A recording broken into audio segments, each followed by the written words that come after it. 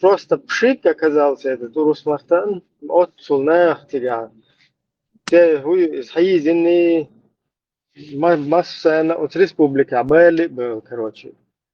И шакалёсан, да, и ша устроитин уерса, криминальный, жёлги палбуй. Просто и улетучилось все. Как будто бы вообще там запшикал, да? Да, Тогда они первые уехали оттуда. дым, вот, дым бывает, рассеялся просто, туман. Gün ama hallederiz. Yamada ya işte dakika meğer. А Ямадаевы вообще татары. Они говорили, что они русские, вот, а татар живут, Они какие? Они казанские или крымские? Им татар. Гуш больше. Сейчас раскаду олар сара. Вот, но по их лицам Озим Баркш это видно, что они татары. У них потом темные вот эти тоже. Сын у этого Ямадава. Тёмный.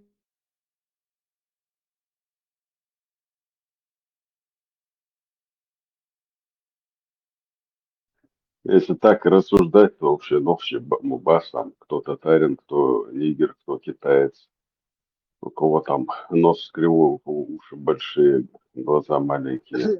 Да, у кого что Теру, да. с ДНК. Видишь, проект, да? По нему ты видишь, что там все четко, вся картина четко выстраивается. Со временем она еще отточится. Ну, такого цадвичтолца, татарини, гняди, нагийца. Повального ничего такого нету. Да, есть какие-то моменты там, и исключения. Но это такое вообще, ну, короче, малочисленное, мало что из себя представляет. И просто вот эти легенды, да, те же курейшиты, если ты посмотришь, курейшиты вообще там дети лейтенанта Шмидта, я извиняюсь, ничего против них не имею, там просто и нохчикам. Хиза цадеш, ша курейш, хия чвег, ша, короче, вайска хия чвег, ша, не знаю, короче, афганец хия чвег, я мою Афганистан, Пакистан, Бангладеш, одунен тамел, тиг дa'ваган, тиг ша, датар велчан, даже билет юту дархой. Просто нохчикам шия хияч. Нормально, что уже интегрироваться динол стагуй, чунг элца ахумдец абсолютно. Но то, что это урешит, это вообще полный разнобой, да, там. И что часть из них это исконные чеченцы, это точно.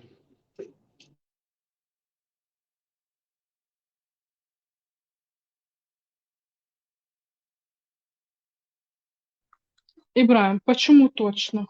Ишмуху, чеченц. Иштхулца каким-то образом, либо там что-то у них непонятное происходило, там, филетти, далети, я не знаю, шайду дать, бэшли, линей, там, все что угодно может быть. Ну, я сейчас о плохом, это не о нашей культуре. Будем говорить все, что угодно. Там люди могли погибнуть там, на войне, другие детей могли приютить, там, в разный момент, что тебя.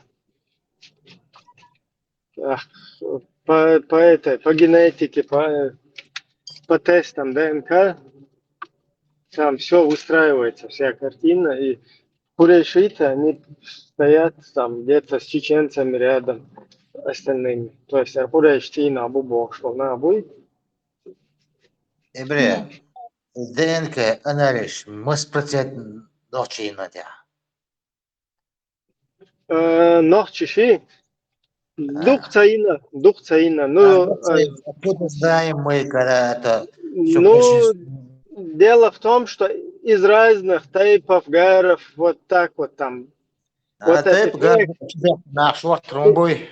и проект Лилушу Гуй, и проект Лилушу Фахруди Бошукас. И я помню, он там Facebook YouTube групп, и он там пытался именно разные башвуй. Например, из одного типа там уже шинка ви амодайлет, она говорю, фичер от гэра нукер, от степа нукер, и далуш ему уже неинтересно. То есть он был сконцентрирован, чтобы других разных туда, да, затянуть. Так вот, чего хаджа на эти тесты, на вот этот существующий список, если ты посмотришь, ну там ищет определить только, потому что разный чар. Да, со временем, сумма скучную тебя, но те, кто вот сдал, юхтера цагерганах мабуй, шайдо варе да шичвай мех чвай воухтер юк в гергер вег хоч вег там гергер лонш дой штанах мабуй так. Один сдал, он уже шадол шай, короче, игар опять-таки же шай буха больше, тери кровно родственный дала, потому что не всегда получается, что игар кровно родственный, тем более тейп, а тухум уж вообще тем более. Инс билгал шай ти на хуй хушол, стагуй там, ко вида хитвел. От чу покопаться, дичь, кто-то может найти, там вот этих людей уже, кто тесты отдали, и все, уже отца как бы ДНК, ты знаешь, что хайчо дайла, да хитвел, точно. Не просто, да, болтовня, духульшун, саунядин, гайрах, буй, тунядин, тайпна, буй, ишдуй, твои, хорши, ишду, двойной сальтош, яш, долгар бештас, сюли эго буй, долгар бешта, хунядин, гюржи эго буй, вош, и сказк шуйте, в итоге, наоборот, хэр шенген бубош, яш, то, что сатер не слуш, наоборот, мы, короче, братья по крови, бог, яш, вообще, на 40-50 тысяч лет, я не слушаешь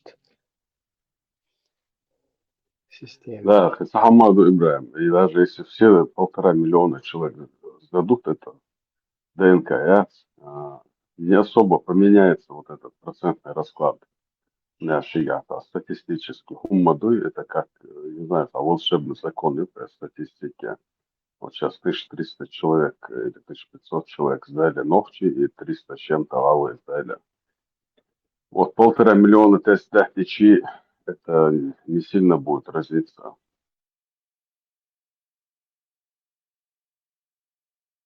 Да, yok разница, хряцки я уже.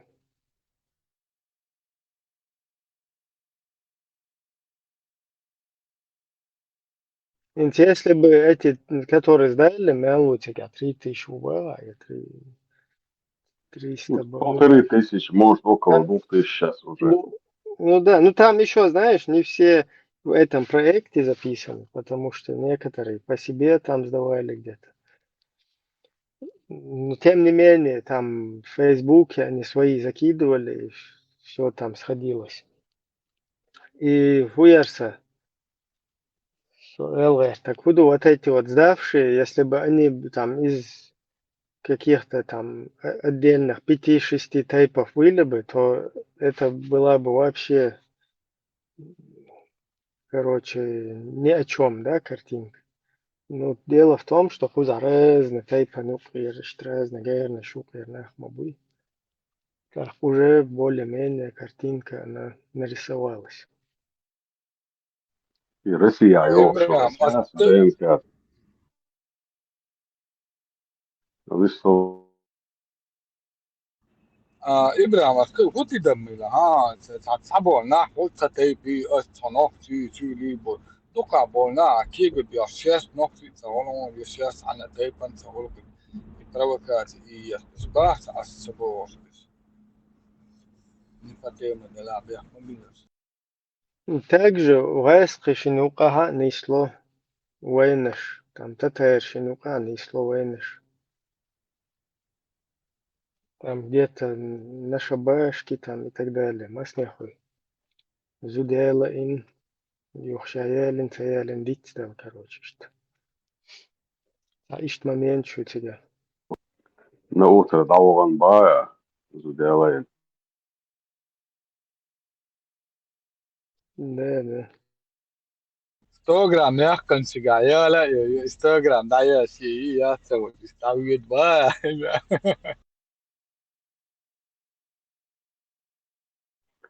Слышь, а куда, ну, в России, которые делают анализы, шли искря, сагиться вообще, палмовицкая и шаги. Ну, такие шарашкины конторы. Институты, да, правительство, да, хажи, материал, аса, что официально ешь, естественно, и вообще как и американцы будут делать. Но если это какие-то частные компании делают, то это какая-то шляпа будет. Да, эти обычно Массер и Инолтеш, я тоже там делал. И в основном, кто в этом проекте, они все в ФТДНА, Юкос, Америки. Тига ешу. И вот, Дайелел, Тига, и ДНК Ючер, она сейчас там находится у них где-то в базе, в холодильниках, в морозильниках. В любое время ты можешь другой тест провести, у них уже Углубленный ба. да, углубленно потом там на всякие патологии, хуес, туда. Короче, предрасположенность, да, там, к болезням и так далее. Разные уксияты. Но каждый стоит бабок. Сам возьмем, что, ну, через 1000 дней бах уже технологический сингулярность бах, ну, искусственном интеллекте. Там 5000 дней олов. Но я слышал, самые адекватные должны к 2045-50 году. Перебор. Но они говорят, что уже к 30-му году будет такая, ну, это технологически сингулярность опция, что компьютер, вот этот искусственный интеллект, будет придумывать все, что возможно было бы придумать за миллионы лет вперед. То есть любые металлы возможны вот в свой данный момент, его ресурсы, смешать эти свойства, что ну, по прочности, там гибкости и так далее. Все лекарства, все дизайны, все, короче. То есть все это польется, короче, как из рога изобилия. İşte радужным хендацери бадьял, что просто утрируешь это. Нех, Да, что Не, да ученый ж ну, бог, это бумаса бог. смотри, А я вам тебе, на и вот он это умат само. на звезде процесс, который происходит, нахуолар. Ты имеешь в виду солнце? Ну, на Солнце тоже звезда. Ну, звезда это солнце.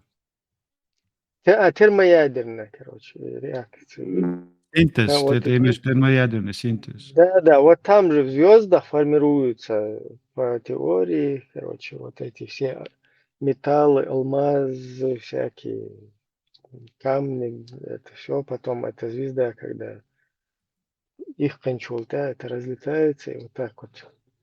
Эти даже Земля, это был металл, короче, вот это все ну, в звездах формировалось. Так, и термоядерное, вот, и в таких условиях, да, если его изобрести,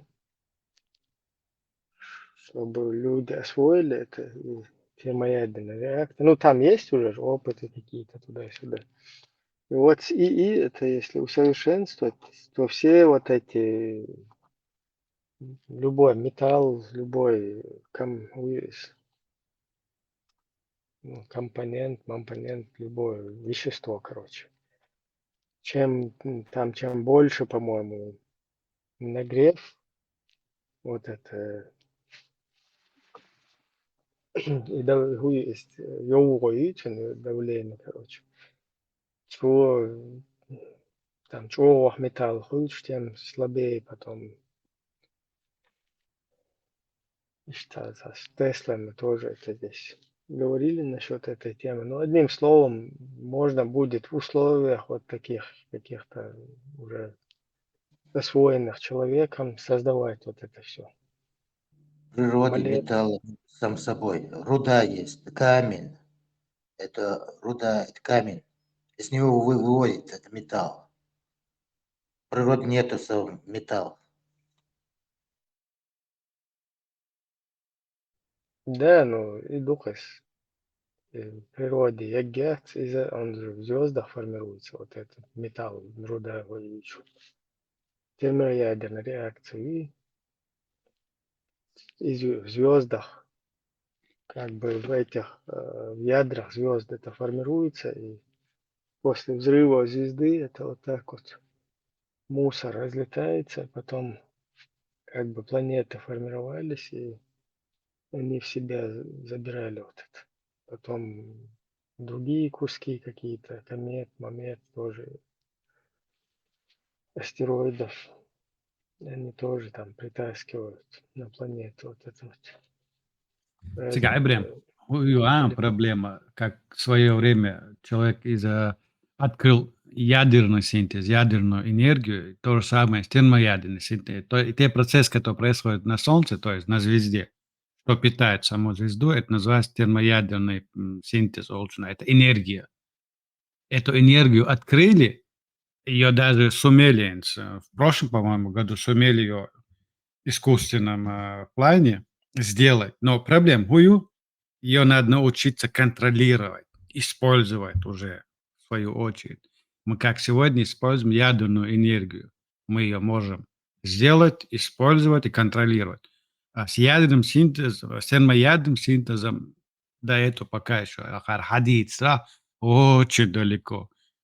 Ох, это такая энергия, которая она, по сути своей, бесконечная энергия. Если человек научится в ближайшем будущем контролировать и делать ядерный синтез в искусственных условиях, это будет безграничная энергия.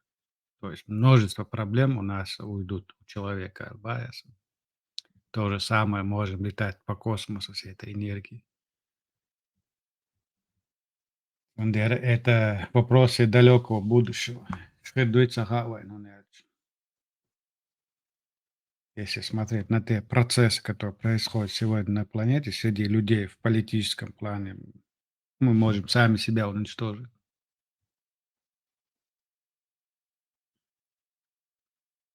Да, ну и апокалипсис тахылага, все равно будет идти вот такой эллагдуй у нас. Развитие, потом развитие и уже полностью там даст жару, как что разрабатывать. Короче, это вообще прорыв там произойдет. Как машину времени, например, создать. Насчет этого ИИ, у меня тоже один момент есть. ИИ – это чисто продукт человеческого сознания. Этот ИИ, в данный момент, ИИ, он ограничен тем, что знает сам человек. Видишь, пока пока это ИИ не выйдет из этого уровня знаний человеческих, пока он сам не научится осознанно, сознанию какому-то, сам развиваться далее, он не будет ничего нам открывать. Видишь, Бог. То есть сейчас проблема дать этому ИИ сознание, чтобы он мыслил вне человеческих знаниях, чтобы он развивался. Тогда он будет приносить пользу. А то она и Олсона, но опять же тот же самый Google, с теми же алгоритмами, он закрыт в этом мире знаний человеческих. Видишь, то есть, да, он отвечает, да, он мыслит, а может там быстро тебе сделать какую-то информацию и дать тебе. И там то, что сегодня люди говорят, дать ИИ осознание, что он как бы автономное какое-то сознание. كان سوا تامباتشا بو تون كواردنا تيمان سر ادمس كواردنا تون اي بريزيدنت فورس او هوندا تاكو خليسيوس هم ده طبعا هيغلو تدي تخاطر ده الدنيا خليسيوس هم ده Čisti kompjuteri, tšādos zinātīs, tad tu tur uzsāki, ja tu kaut problēmas, un tad mēs koordinējam. Tu tad jās, to zasāma, un tu mātu, tad ālmekāda jūt, un sajūt pats. Байден прокомментировал ликвидацию главы Хамас Синуара. Хороший день для Израиля, хороший день для США и хороший день для мира.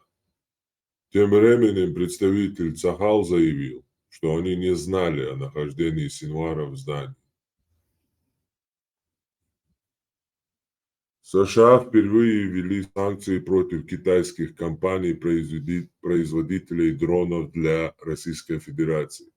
Минфин страны. Речь идет о двух китайских производителях двигателей для дронов «Гарпия» и посредников снабжения. «Гарпию» проектировали при участии китайских специалистов. Его производят на китайских заводах по сотрудничеству с российскими оборонными компаниями. Румыния поднимала ночью в воздух истребители из-за неизвестного беспилотника. Саммит ЕС приостановил вступление Грузии в Союз. Напомним, ранее правительство страны подвергалось критике за принятие спорных законов об иноагентах и запрете пропаганды ЛГБТ. Это также спровоцировало конфликты представителей грузинской мечты с западными политиками. Зеленский никогда не должен был дать этой войне начаться, заявил Трамп и снова назвал президента Украины лучшим торговцем в истории. Глава ГУР Украины сообщил, что около 11 тысяч северокорейских пехотинцев проходят подготовку на востоке России. Они будут готовы воевать в Украине 1 ноября, утверждает Буданов. Он также упомянул, что первые 2600 солдат будут отправлены в Курск, где Украина обосновалась. Полный план развертывания не ясен, сказал Буданов. Участие Северной Кореи может заставить Южную Корею пересмотреть свою политику непредоставления прямой военной поддержки Украине, сказал американский эксперт Виктор Ча. Нацистский режим Украина пытается создать грязную бомбу. Для этого у него есть все возможности, сырье, технологии, специалисты. А для производства маломощного заряда подойдет любая лаборатория советских времен, сказал Медведев.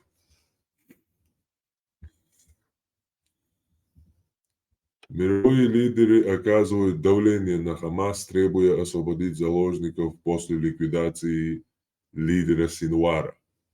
Френч 24.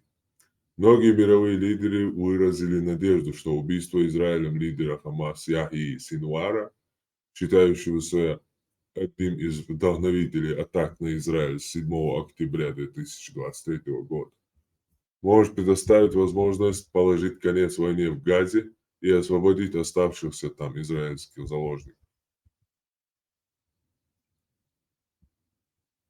В Питере автобус с пассажирами провалился в яму с кипятком. На Кронштадтской прорвало трубу с кипятком. Там автобус ушел под землю. После аварии его окутала пара, а вокруг него разлилась горячая вода. Пассажиры смогли эвакуироваться из транспорта самостоятельно.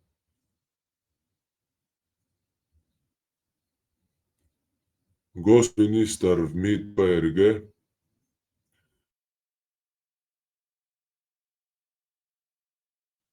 Федеративная Республика Германия. Да? Сесть с Лукашенко за один стол означает признать его легитимность. Госминистр в МИД-ФГ Тобиас Линднер в разговоре с Deutsche Welle порассуждал над возможностью переговоров с режимом Лукашенко. Мне сейчас трудно представить возможность переговоров. Понятно, что каждый политический заключенный важен, и мы видели освобождение некоторых политзаключенных в последнее время. Но нельзя забывать, что сейчас больше 1300 политических заключенных в Беларуси. Если Лукашенко хочет найти выход из ситуации, то это на самом деле очень просто. Он должен освободить политзаключенных. Я не знаю, какую цену можно предложить на переговорах тому, кто фактически взял в заложники собственных граждан. По его словам, Германия не видит сигналов к улучшению отношений от Лукашенко. Несмотря на освобождение некоторых политзаключенных, репрессии в Беларуси только усиливаются и связи с Путиным укрепляются. Почему же мы должны вдруг сесть с ним за стол переговоров? И вопрос также, а что он может предложить? Пока я не вижу, что и ему есть что предложить. Да и нужно понимать, что сесть с ним за один стол означает признать его легитимность. Это очень высокая политическая цена. Конец цитаты. Москва и Иран подпишут договор о сотрудничестве после саммита БРИКС. При этом Путин уверяет, что работа на саммите не направлена против кого бы то ни было. Уже понятно. Сам уже выдает себя. Многие сотрудники Ubisoft собираются для 3-дневной забастовки. Это происходит потому, что французский гигант видеоигр намерен вернуть сотрудников офиса. Полицейский в Российской Федерации повалил на землю и скрутил женщину. Она хотела перебежать дорогу перед кортежем Путина в Уфе. Пострадавшая побежала потому, что спешила домой к детям после работы. По словам очевидцев, силовик избил ее, однако на кадр избиения не попало. Единорос Арслан Асылбаев заявил, что действия силовика оправданы высокой ценностью охраняемого лица. Латвия запретила въезд дизайнеру и пропагандисту Артемию Лебедеву, а также комику Валерию Пономаренко. Лебедев и Пономаренко объявлены в Латвии персонами нон-грата. Об этом сообщила глава МИД страны Байба Браже. Сегодня интересный день. Мне запретили въезд в Латвию. Вот она, сила русского языка. Может и до Киева довести. Передаю привет жалким, мелким, ничтожным латышским чиновникам, отреагировал Лебедев в своем телеграм-канале. Лебедев, Мило антитеррор. Напомню. Это голубой кварт был, что прическа, что. И Колона Гойца, а ну из Яшина. Или я путаю что-то. На, вот, это, ну, синий кварт бой. Хую царство, судья хулкается, музыкальный, передача. Даги, Барков, Даги. Шольц отклонил ключевые пункты плана победы Зеленского из-за опасений эскалации войны. Билд. Выступая в Брюсселе, канцлер Германии заявил, что будет блокировать скорейшее приглашение Украины в НАТО. Он сослался на недавний саммит в Вашингтоне, где консенсус по этому вопросу не был достигнут. Против выступали США и Германия. Лидеры ЕС согласны, что миграция является насущной проблемой, но по-прежнему расходятся во мнениях относительно решений. Правая премьер-министра Италии Джорджия Мелони находится на переднем крае усилий по сокращению нелегальной миграции в Европейский Союз, формируя консенсус по этому вопросу с 10 странами-единомышленниками, включая Данию, Нидерланды, Венгрию и Грецию. Но разногласия сохраняются среди 27 стран блока, в частности по спорной идее создания центров возвращения за пределами ЕС.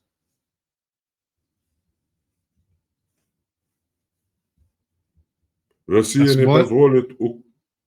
А? Вистрела, потом добавлю.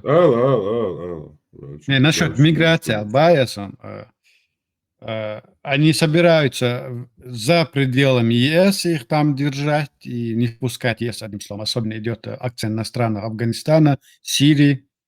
Так, Польша запретит представление Там же убежища. содержать на месте, да? Типа? Да, да. Польша запретит Ну, прикинь. представление убежища мигрантам. Ладолат, Нет. антитеррор. Польша собирается запретить представление убежища мигрантам из России и Беларуси. То есть совсем не пускают граждан России и Беларуси в Польшу. Хазум, что он инсайд, адулин инсайд. Албания, ютига и поток сатин. Они через Албанию в Италию проникают и сопредельные страны.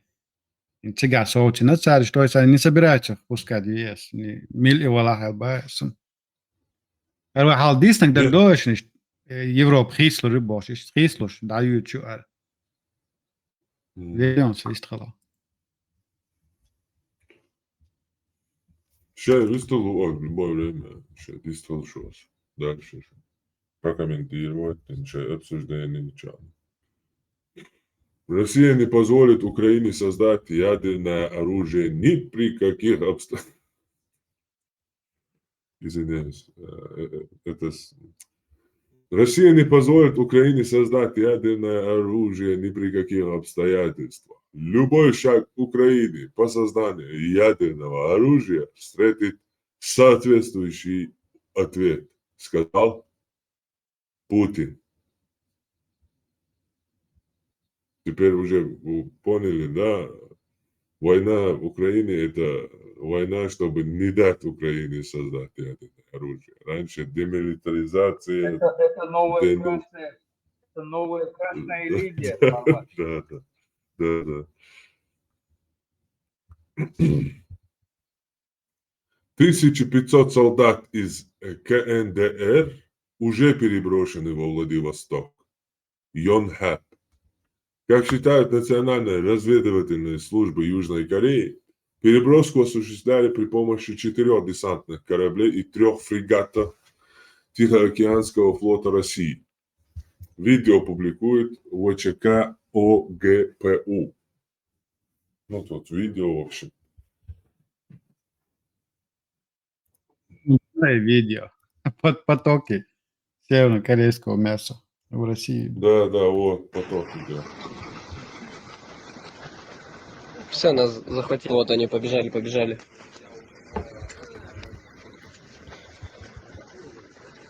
Тут. Нельзя их снимать.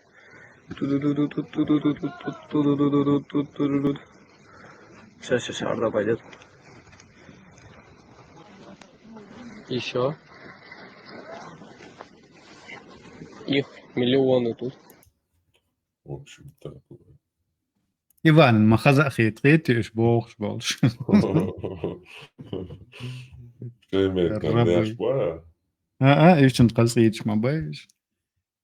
И насчет миграционной политики, это вот да, юхарват министр обороны Рубин Беркельман сошу. Насчет этой плана Зеленского, что Украина должна победить коррупцию, чтобы соответствовать требованиям, необходимым для получения членства НАТО.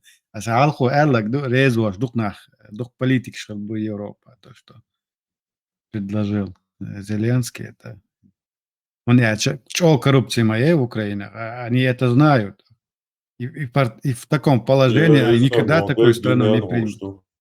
Они никогда такую страну себе не примут. Тем более в ЕС такой коррупция, что в ближайшем будущем этого не случится. Сейчас украинскую сдючили, $1 миллион, $10,000 дела эрволи так поштат. Эрволи чуочайна Украине. Сейчас дючили. Коррупции мою ючи.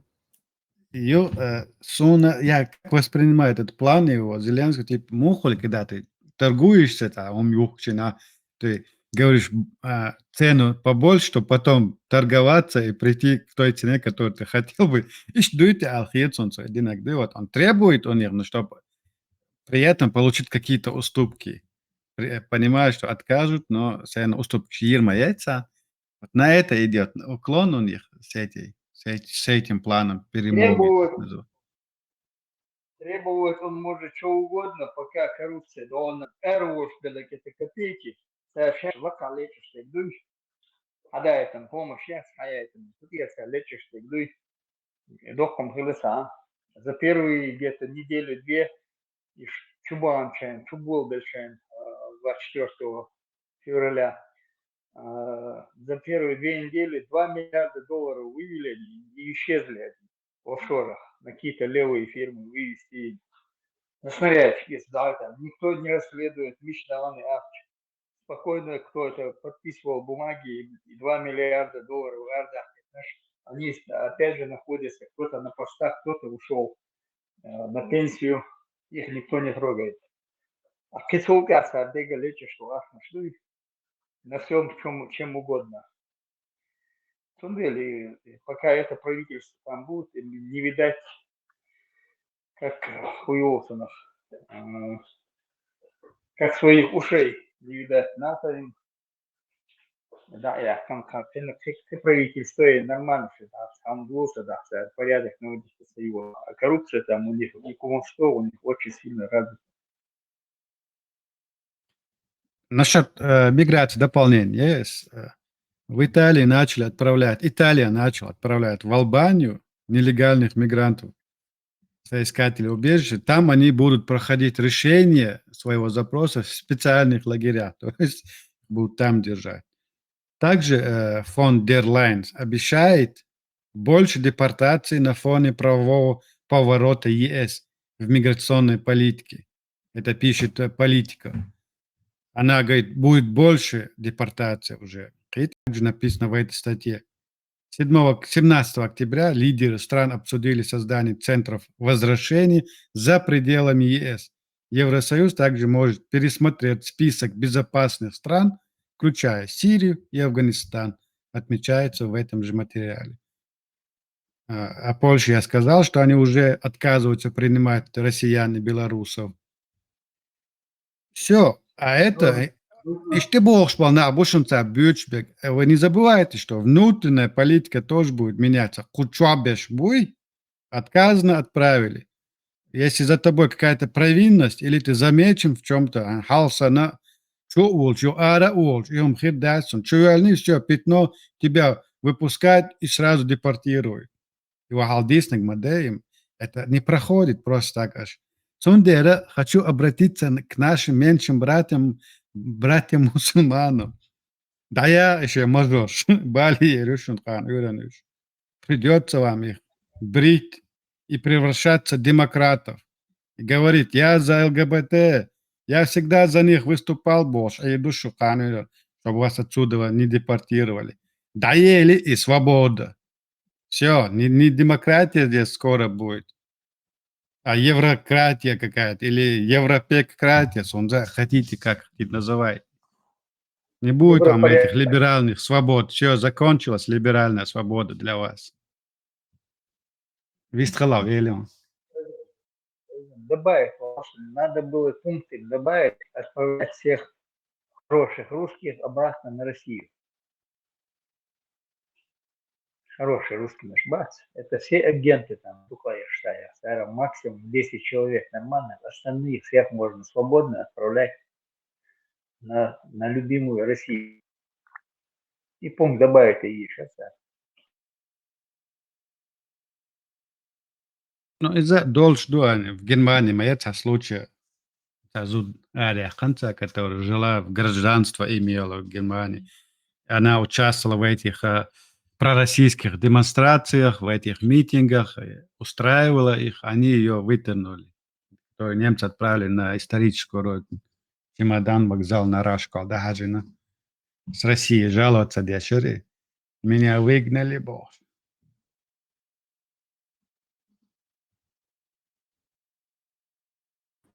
Это та, которой суд постановил маршал Думасяр Якил Чемелвечен. Это та, которой суд отправил письмо, что она представляет опасность для Германии, что она возмущалась, ее имеет. Да, Колбасенко, я сейчас не помню ее имя. Сейчас больше бизнеса запоминать над собой нах. Да, Колбасенко. И чисто распият украинские корни Колбасенко.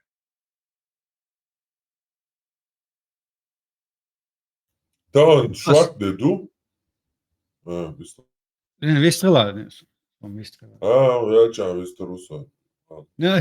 Тем продолжать дешево. Так це дощ то есть стрим шахил олш дер я европейч дог де чах белч бюрнама бэошхинс. Остан вен била бюрш хазак эжре окейцаше праваш. Они свои законы, свою политику соблюдают, он толерантно к тебе относится. Не воспринимайте это за слабость, пожалуйста, смотрите. Лой, они закроют глаза на все эти, там, не знаю, справедливость, хинакчара. Бех была очень аркующая, была нахуй. Немцы так забыл, что он целую нацию клеймо поставили, звезда Давида, ты Алилин был, и штилу мобу бег бусулба. Бали, было уже. Он де мишлош, нисо, Abu Zaid, шбует, что хэнш дайол, шушон дайол мула, кеста. На историческую родину, крашки домой. Дистрел сувелишу. Dann schwach de du? Суббот. Шаббат. Эсаран. Октябрь беттана тхассал де тхассанал де. 19 октября. Эсаран беттан тхаснал де. Шват де. Суббота. Добавь, да, просто чуть-чуть. Ногчи дешь на штат. Новостной рубрики. Это правильно. Это правильно. Новости нужно начинать с этого. Запоминать и герой потихоньку. Каин белый, Сира светло-серый, Чола серый, Мока темно-серый, Айржа черный. Власти Курской области отказали жителям захваченной ВСУ Суджи в выплатах на новое жилье. The Moscow Times. Это следует из письма в Рио министра строительства региона Александра Афонина главе Суджинского района. Оказание мер социальной поддержки может привести к значительному оттоку трудового населения с территории Курской области, говорится в письме Афонина. В связи с этим он назвал представление выплат нецелесообразным и предложил отложить решение вопроса с жильем до завершения режима КТО, который был введен в связи с военными действиями. Президент Южной Кореи созвал экстренное совещание из-за перемещения войск КНДР в РФ, сообщает Bloomberg. Путин высказался за создание полноценного государства Палестина. Маша-Аллах. Он также добавил, что пригласил президента Палестины для участия в саммите БРИКС, где будут обсуждаться война в Газе. В России за первую половину 2024 года по обвинению в госизмене осудили 52 человека. Это в 3,5 раза больше, чем за аналогичный период 2023 года. Напомню, в 2023 году было ужесточено наказание по статье о госизмене. Теперь по ней грозит пожизненное лишение свободы. Выросло также число осужденных за шпионаж. За 6 месяцев 2024 года по этой статье осудили 18 человек, что в 9 раз больше, чем за тот же период 2023 года, когда были осуждены всего 2 человека. Францию топит. В 6 департаментах к югу от Лиона люди плавают между домами, а машины теперь как лодки Вода затронула все регионы.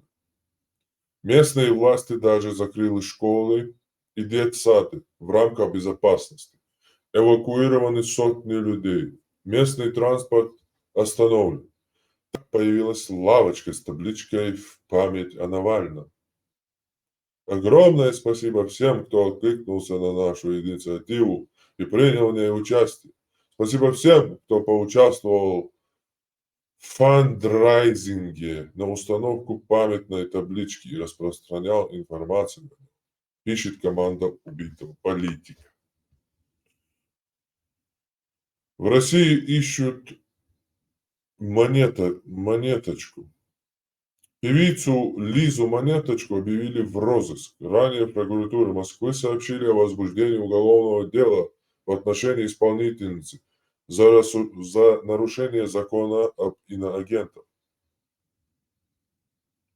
На Кубе 10 миллионов человек остались без света, потому что крупнейшая электростанция Антонио Гутеррес вышла из строя.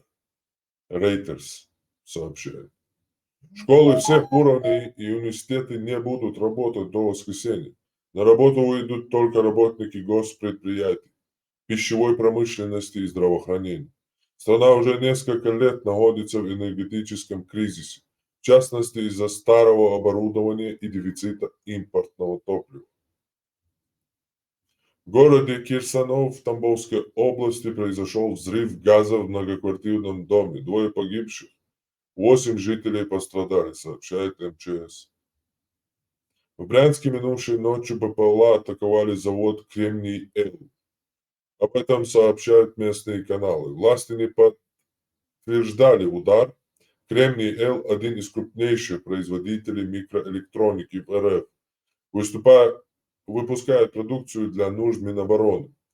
Всего минувшей ночью над Россией, как утверждают Россми, уничтожено и перехвачено 16 украинских беспилотников. Патриарх Кирилл попросил авторов законопроекта о запрете пропаганды Child Free не распространять его на монашек, сообщает газета РУ. По словам представительницы РПЦ, если принять закон без доработки, то под запретом окажется распространение информации о монашестве и монашеском образе жизни, исключающем деторождение. Поэтому патриарх направил авторам законопроекта обращение с просьбой внести соответствующие поправки. Хезболла атаковала беспилотником резиденцию премьера Израиля в Кейсарии. Израильские СМИ сообщают, что 3 БПЛА были запущены из Ливана и пересекли воздушное пространство Израиля. 2 из них были сбиты, 3 ударил по постройке в Кейсарии. Нетаньяху и его супруги не было в резиденции во время атаки. Пострадавших нет. 18 октября Украина и Россия провели обмен военнопленными по формуле 95/95 по формуле. Об обмене сообщили Минобороны РФ и Зеленский. По словам украинского лидера, в Украину вернулись военные, в частности, защищавшие Мариуполь и Азовсталь. В части обменяемых военнослужащих в ВСУ российские суды уже вынесли приговоры. 20 из них были осуждены на пожизненное заключение. Также в рамках обмена освобожден украинский журналист и военный Максим Буткевич, который попал в плен в июне 2022 года в Луганской области. Петербург атаковал беспилотник. Местное издание «Фонтанка» сообщает, что беспилотник был сбит. Жители рано утром слышали несколько взрывов, после чего начались перебои с электричеством. Свет пропал в 300 домах, пишут телеграм-каналы. Власти информацию об БПЛА не подтверждают. Умер американский ученый-психолог и автор Стэнфордского тюремного эксперимента Филипп Зимбардо. Стэнфордский университет сообщил, что Зимбардо умер в своем доме в Сан-Франциско в возрасте 91 год. Свой знаменитый эксперимент Зимбардо провел в 1971 году. Он разделил 24 студента колледжа на охранников и заключенных, поместил их в смоделированные условия тюрьмы. В процессе исследования каждый третий охранник проявил садистские наклонности. Эксперимент был прерван по этическим соображениям. Кстати, есть фильм про этот эксперимент, очень хороший, художественный, голливудский. Ночью в ВСУ сбили 42 российских дрона и 4 ракеты. Всего Российская Федерация запустила по Украине более 100 воздушных целей, до 98 дронов и 6 управляемых авиационных ракет Х-59-69, 46 БПЛА локационно потеряны. Глава Хамас Яхья Синвар умер от выстрела в голову, показало вскрытие. CNN пишет, что по данным, проводившимся вскрытия Синвара, патологоанатома Хена Кугеля, причина смерти лидера террористов – черепно-мозговая травма от пули. Цахал по просьбе CNN прокомментировать выводы Кугеля.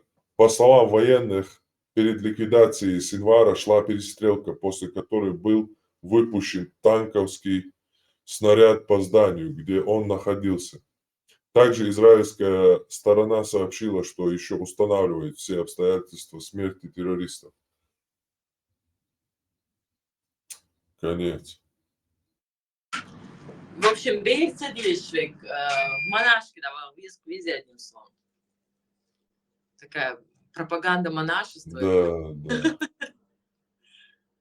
Assalamualaikum warahmatullahi wabarakatuh. وعليكم السلام ورحمة الله وعليكم وبركاته. السلام ورحمة الله تعالى وبركاته. والصلاة صلاة Оливия Винегрет, Цезарь Ауэр. К нам зашел хороший брат мусульманин Тесла. Это не наша лошадь. Брат, бомжик, по-вашему, всё. Не врать тебе, ахи я тебе. Ахи, брат, ахи. كيف حالك أخي؟ Ты доминируешь, и с ней разговор пишет. Вот это акцент, будут ударения, ставят на продолговатое окончание. И будут идти, да. Что чеченец, что сили, что ингуш, вот я их на днях вчера слушал, все одинаково говорят на этом языке, с одним вот этим говором каким-то вот, чисто вот каким-то мусульманским каким-то говором, не знаю, как это назвать. دقي قران ديوش خلا دوتي تسرشتي. То есть это не баг, это фича. Фичер, окей.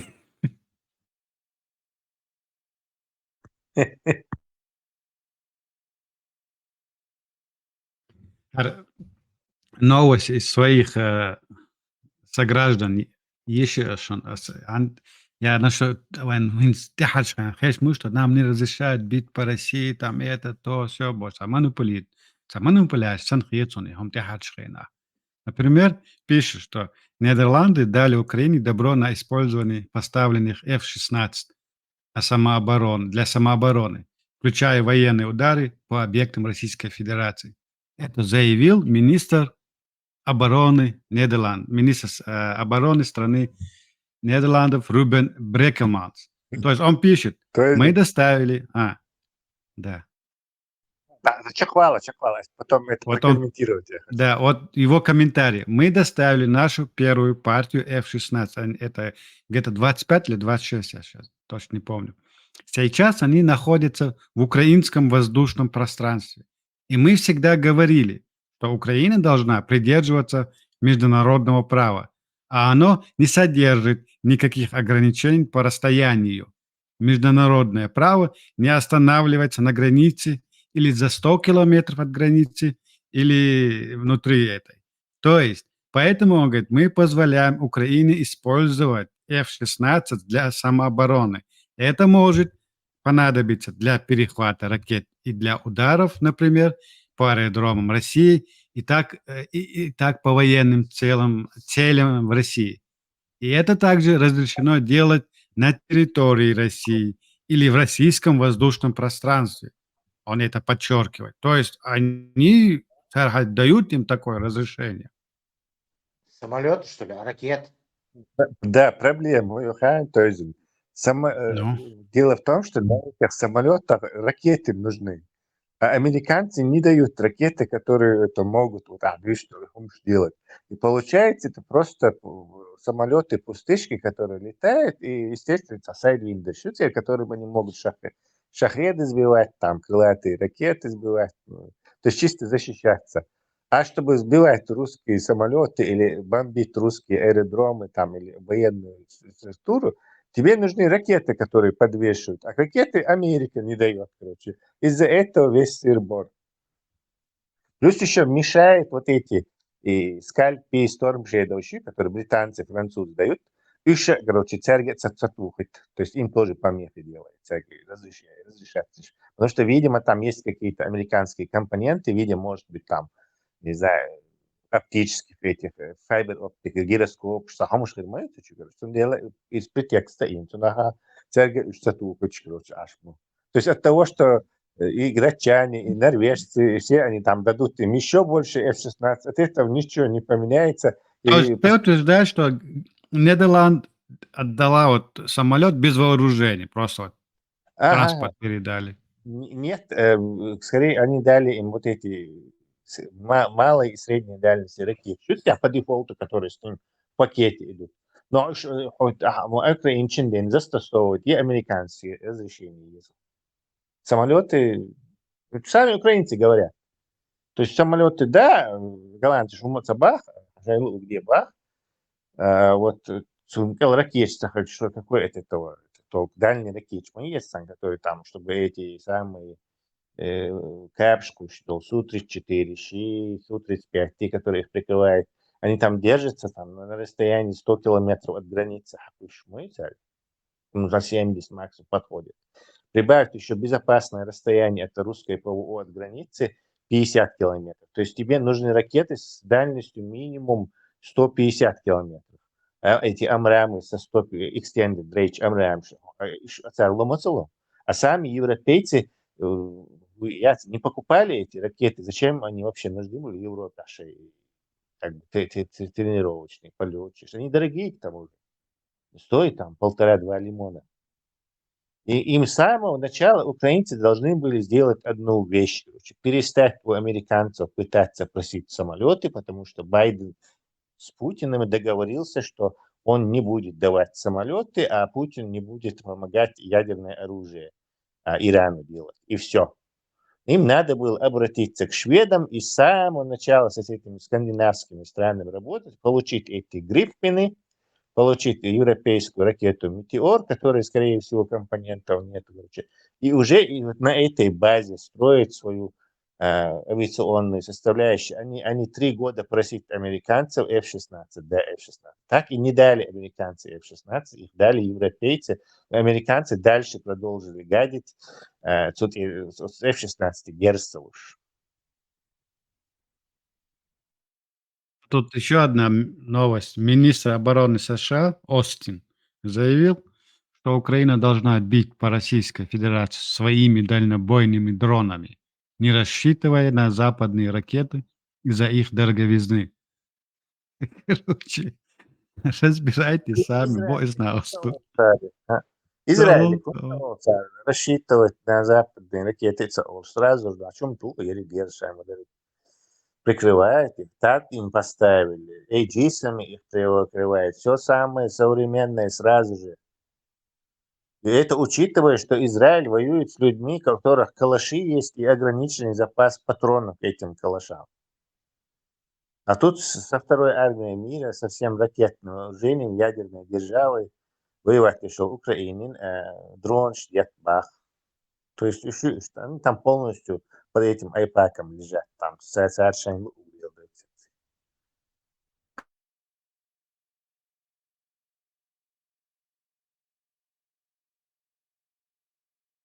Трамп придет, он еще и большую ближневосточную войну затеет. Так вообще Путин рад будет.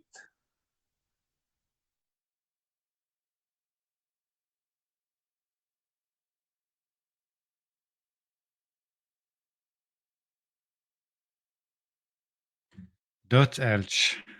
Начинаешь разбираться, сам черт с ногу сломает Бог, а уже. Все преследуют свои интересы, одним словом. В теории, технически, Украина уже должна была проиграть.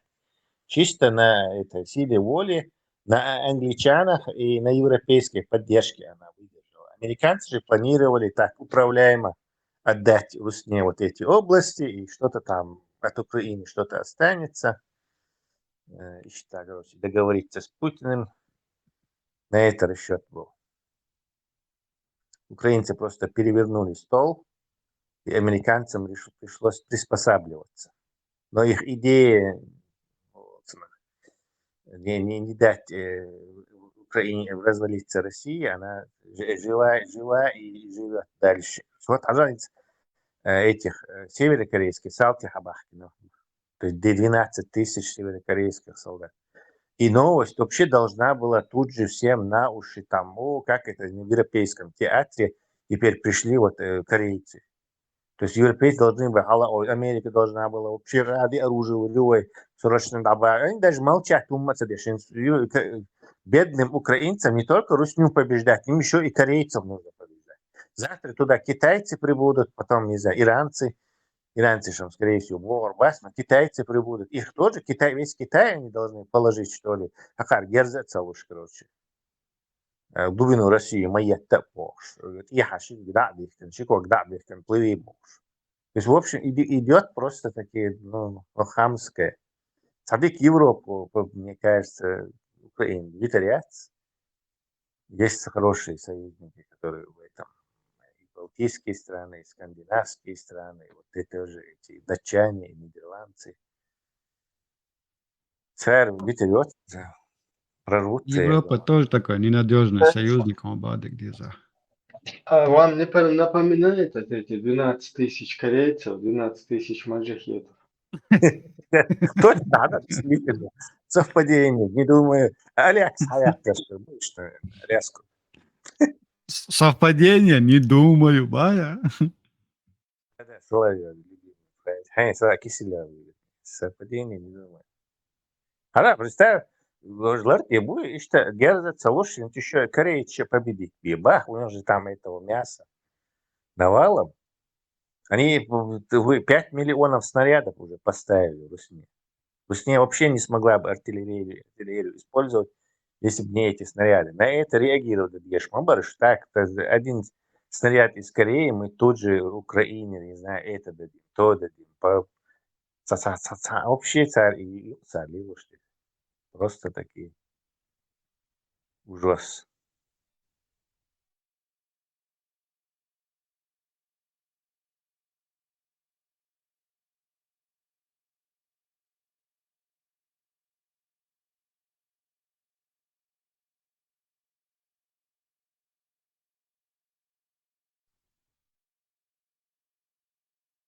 Так что, Ибраим, готовься. Возможно, нам тоже придется вступить в армию освобождения от Селхан, Кремля. как раз Эльчу, где Анчу был, Селхан Бала Волш у нас на паузе, разговор зашел там. Украина, политика, хабардул дели. Я дик хожу нах буйча, и все голландцы, сбой, что он магара, это очень такой, муэде, сагаттеш момент, что босс, нахаки босс. Все идет к Третьей мировой войне, как-то видите, тоже я сирокорейцев привел пример. Например, босс завтра нам всем скажут, мы вступаем в войну и надо будет воевать. А худиду, босс.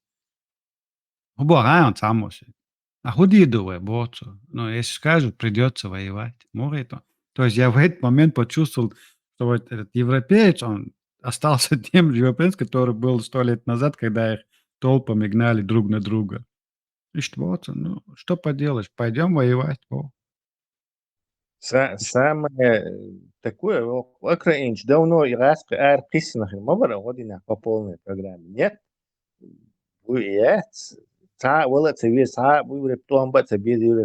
Всего лишь нужно было иметь в 2022 или хотя бы в 2023 году по полной программе помочь и дать выкинуть русню. Чего не было сделано, Русня приспособилась, адаптировалась, села на шею этих корейцев, китайцев, и вот так ведет вот эти мясные штурмы, чтобы украинцы не могли собраться в кулак и контрнаступление делать масштабное. Постоянное мясной штурм шеш, как бы и опция, как мясокомбинат. Привозят, короче, потоком, сваливают, убивают, дальше Иду, сваливают. вот иду и тест, а дальше куда вот мой вопрос, который, и вот такая реакция у них вот такая, цундема богеси, вот у европейцев, Европы, есть этот потенциал военный, то есть люди будут воевать. Вот я почувствовал эту атмосферу, да, их настроения. А проблема в том, что политики Швейцарии, они не хотят терять свое это благополучие европейское и тому подобное, чтобы один раз взять за эту гадину русскую, задавили. И желания вот этого нет у них. А вот сами европейцы, сами народ, они будут воевать. И они задавят этого русского барана. Не дают. Вот и Штрейтерсон, вот такую я почувствовал от них ауру. Лобби, лобби всякое этим политикам управляет. И американское тоже, американское, Германии все, француз, я не знаю, они-то сами по себе. Ozan, ana лагерь, что бомба чайгам заратира. И на самом деле там совали предприятий, там люди с достатки все хорошие, зарплаты. Рынок это автомобильное предприятие, чтобы вы знали. Там собой социализация элчина вот у них вот такая решимость. Олш, думать, европейцы не такие, как раньше, они сейчас совсем там расслабились, стали мягкими. И бардачом. Они такие же, которые были, когда между собой воевали, спорили, кто там, католик или протестант божий, когда себя миллионами убивали. Албеш Бушон. Ничего не изменилось. Иштритерсон. Они будут воевать. Плюс еще они очень организованы и технически Да, подкованы. Да. И да, это будет организованы, да, и коррупция херячен, как сегодня мы наблюдаем и в Рашке. То есть это совсем другой мир. Просто не хотят, не Ozan, дают. Ozan, комментарий, что я здесь глорс дуй. Меча яздашtık. Комментарий, что европейцы бачат отношения, он сказать, пир, бой, бачимус. Что я здесь глорс дуй, тут ситуация мега дуй. Ну, если ты имеешь в виду комментарий в англоязычном пространстве, да, там высказываются свое мнение люди, Ну, аналитики, я имею в виду. немцовый бац, хош, вот все, короче, и он бляш, бац, маш, пёс, бац, и украинец, хагиш, мекс, бац. Просто по комментариям бах у нас. Приятно, но мы, конечно, да, том была, и он сам эрмадацию, том бы кичусу, приятно, асхатник мода, если придется, элгмадей, вот придет. И когда у тебя спрашивают твое желание, и когда тебе просто говорят, тебе придется, так, и модела там большая разница. И думать, дются. Томбан, цани цела, сона цела, хона цела. Это естественное желание. Да, речь о том, что если правительство отдаст приказ и начнется организация, они безропотно и там массовым на Луну полетят. То есть там порядок, закон, и по протестам не будем воевать, потому что там не будет, скорее всего. Немцы будут воевать. Это Саолин Саол Пачалка, украинец Хайц тоже мекч бачун, вообще просто чисто из-за деликатности, не прослыть украинофобный, не умсахи, но сахуюша, когда наблюдаю, спрашиваю, хайбала, хабаш, махули, он associация на их языке, и почти чисто на их языке, это штиляцу, алба. То есть они меня воспринимают за своего. Цаню адол, хабаш, цара ол украинец, матамши набо. Уже видишь, вот отношение к нему вот такое моментами прохладное, а в основном как вот такое отрицательное. Он я чока гушма бы, что лечом дирдуя, но они себя ведут, скажем, не так очень хорошо. Раскшен, я обыш бац. Ozan, он бали дала, куду шавек гоер, за счет их рек, что шавек лоч, массу ух, лес пешош, бу, массери там тяда лоч. جالس لوشوان كوردينا يوم أوكرانيا سلك ووتر كان بيدا سوي تبعنا سوي بالي بلسان بيدا سيتعني دي على توان بإنترسيات هو ما ويديش تقوم سياني دوما توان بتاعنا ما يقع عم كرور دوية شدا مباراة خش واتسرونه يدعوي الله يدعوي إني يا ميكروفون شاد عي إني أحسن في حديث عايز مدقر دي إيش طعم تيتا قلت جوريش قلت سموه ولا ساش بجلاني دوها ديريك سيتواتسي غاس كيولو بحادثة بحكي تسارة هو ديدون طعم ديربون масу хома дирдон шаерик промышленность на полную катушку включить. سؤال غير تقول إغاثة حقر شيئات فكمنتاريا سموضو شوفوا هم بيستمع داس إيش настроение ولا تلسو Настроение мухоль, всем эта тема уже надоела, но Гордина да, вот шум генеон, эта война имеет свою логику. Она завершится побитием морды Русне. Никакого другого варианта здесь быть не может.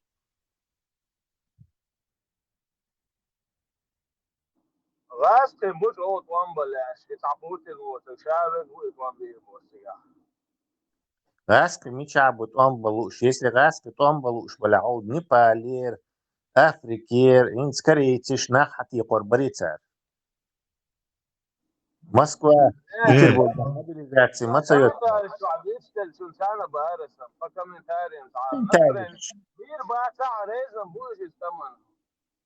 Как ты можешь в несвободное время в стране, где за лайк тебя сажают, ориентироваться на комментарии? Raske tombalu šbačun. Savas raske tombalu šbačun. Он цатидан бон, и том булочен, так цадошен, толпани стали, грузинский границ так цаёшен, и да, они все в Азию уехали, в Европу стали уезжать, там, и контролировать, соучи на царь поток, и да, царь штан, дюни мел дас бойден хирмабар. Да, tombalu шбуис, но за счет там кавказцев, башкиров, татаров и других народностей. Тогда да, пожалуйста, а сами не хотят воевать. Раски панты шуца из комментариев. Несмотря... То есть... Нет, 40 дела. Из чего и раски том был уж баляцан, и зарплат шунду те 250 тысяч, миллион. Ждал раски, никак набраться было, шоу корейч хатиقош, шоу виш хатиقош, удина цапал лилуш. Но томба из чего дух нахач дир мандарца. Нету там никакой томба лучна. Люди думают, зарплат урвать, дин выжить дир до асош. Ишца. Идея олшхаво, приехав на месте, увидев какой там этот полная задница, он то сразу юхуали сейчас, либо в тюрьму, попробуй зарплат, все же, вот эти первые люди, которые шовинистические, Крым хамаяхтар, героиш, Украина, героями будем себя в деревне, я мушмур дякмель, орден повесить, все девки мои, вся деревня будет смотреть. Еще уже бац, они передохли, украинцы их перебили еще в первой волне. Сейчас это чисто...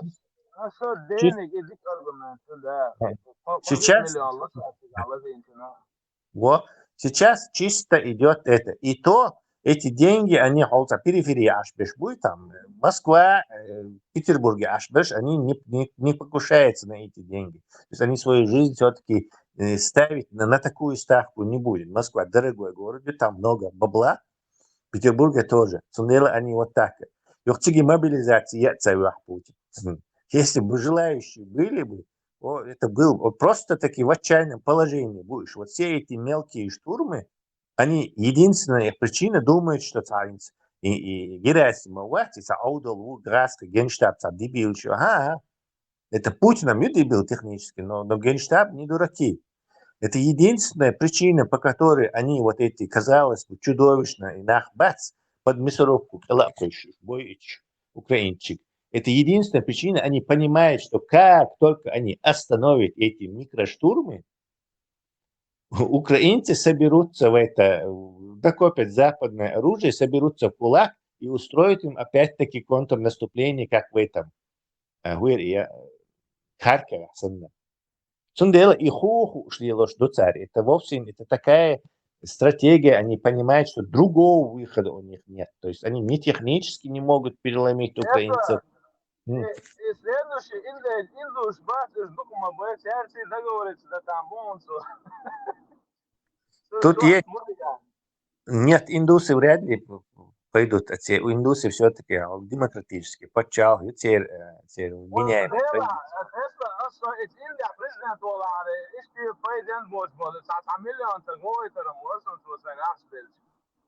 Не, все равно это будут крайне некачественные солдаты будут. Индус, Гурбат не пойдут. Гурбат, не палишь, бигнерца, скандал, хавинц, не палишь, айниш, хабабош, захомлилаш. В Шри-Ланке бигнерца, а Индия это все-таки демократическая страна, и с выборами, со своими там, институтами, они это дело не позволят, скорее всего. И тем более Индия продает вот эти дефицитные западные 150-миллиметровые снаряды, оказывается, Украине продавала. То есть индусы, они хотели вот эти все шовинисты, московские, петербургские, чурк сейчас еще такой сырой цангош. Но чурки тоже не хотят умирать. То есть там таджиков будем кидать, вот этих будем кидать. Я только что видел бюх засрать раз пластиковый пакет, чумш город, и пустой улицу, и раз машина и говорит, ну что, видите, всех таджиков выгнали, таджики уехали, будете теперь в говне жить, как в Бангладеше, короче. Что вы, русские дружины, сами не выходите, не убираете мусор, не хотите работать, таджики уехали, приходите, И санна, вот эти чтобы убрать, нужно будет платить россиянам в 3 раза больше добавлять. Да, и представь, и московский ищат, и вся русня это просто Московия. Вот она все в Москве, и власть, и деньги, и власть в Москве получил автоматически на всей Русне власть получил. Они думали, сейчас мы там чечмеков туда закидаем, там дагестанцев туда, там этих ингушей, осетин, там черкесов, бурятов, там ханты, манси, кого угодно, короче. Вот будем кидать, они на Украину, а побеждать будет русский мир. Там русский солдат победил Украину. И Ельцин. Но эти тоже не хотят помирать там. И они сейчас в этом таком... Они вынуждены, это не просто делается, они вынуждены эти мешные штурмы, если не хотят проиграть войну в Украине. И эти микроштурмы вводить непрерывно потоком. Мясокомбинат приезжает грузовик, сваливает скот, вперед украинцы там перемалывают снова и умлилось. И это не от того, что они дурни или Герасимов, дурак, начать штаба дебильный. Нет. В данном ситуации это единственный выход, им не проиграть Украину, тянуть час.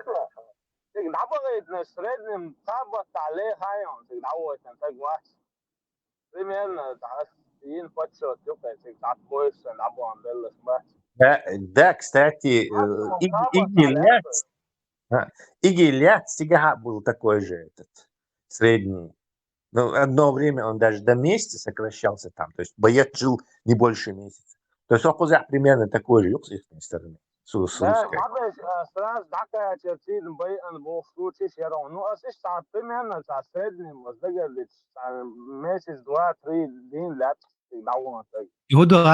Там еще есть маленький нюанс. Вот этот месяц проходит из-за того, что он там в какое-то время находится в этих обучающих в лагерях, там неделю, 2, 3 тысячи. Но когда его бросает бой, все, это 90% он не выжил.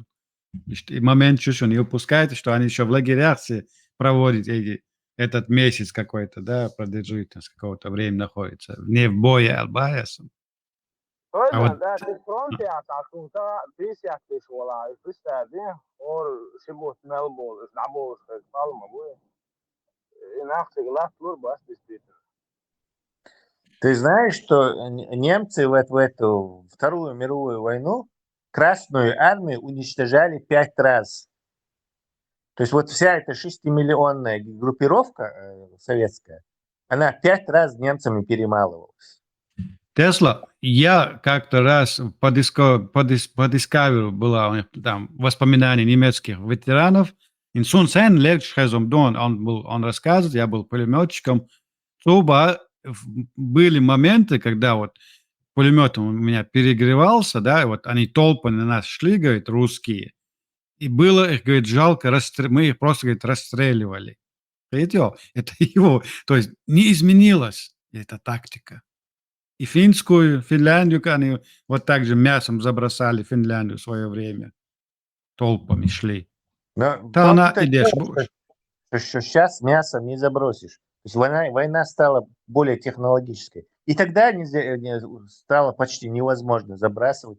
Но и сейчас вообще невозможно мясом забрасывать. Это дрон, щи, кассетные щи, артиллерия. Загранотряд Шинцамаю и Цнех. Украин чукающийся видеоролик шел там минуту-две, где с дрона они снимают, как русскими толпами они стреляются. Шашин, герздеч, или гранаты подрываются. Это что? То есть это же не просто так они делают, чтобы не идти обратно, где шмадай царь. Представляете, какой ужас должен быть там у них, чтобы человек просто стреляется, чтобы не пойти обратно. Это что? В каком состоянии он доведен психологически? Отдать иду, и он, чтобы не уйти, не отступить, щенку, он может уйти к своим, но он стреляется или подрывает себя гранатой. Это не просто так. Патриот Хилмадати, значит, у человека страх больше пойти обратно, чем умереть, то есть застрелиться. Выученная беспомощность уже. Ще и опрессорует, солнце туш, герц, Да. Прикинь, довели они этих, которые бросают в это мясные штурмы, насколько довести человека, чтобы он готов застрелиться, покончить с жизнью, пойти спасти себя, отступить. Ты ж положение, хотя новое. КНДР пригрозила это. КНДР Богудуй. Китайская Народная Демократическая Республика. Это Северная Корея. Каждый раз увидела Дагдосан КНДР. Пригрозила Южной Корее объявлением войны. Это пишет Reuters. А все из-за якобы найденного дрона на своей территории. КНДР подчеркнула, что если военные подтвердят, что еще одно нарушение ее территориального пространства со стороны Южной Кореи, то расценят это как объявлением войны.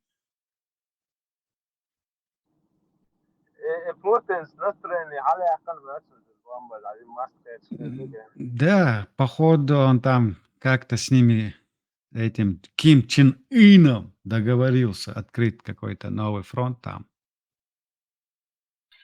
КНДР, корейский яхт, китайский маяцы. Корейский, то есть китайский ЛРС, Корейская Народная Демократическая Республика Северная Корея. Представляете, какая там демократия у них?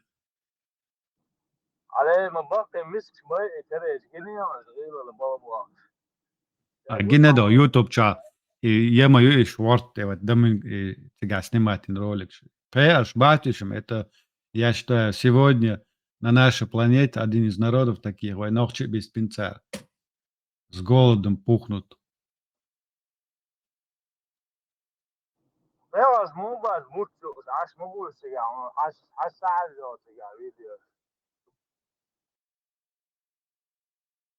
Air bāca, lēš bāca, lēš bū. Ufçı uşağız nokçuyma bu. Ufçı uşağız nokçuyma bu ya han kalı bercüz benim batı sulucu adam segin o.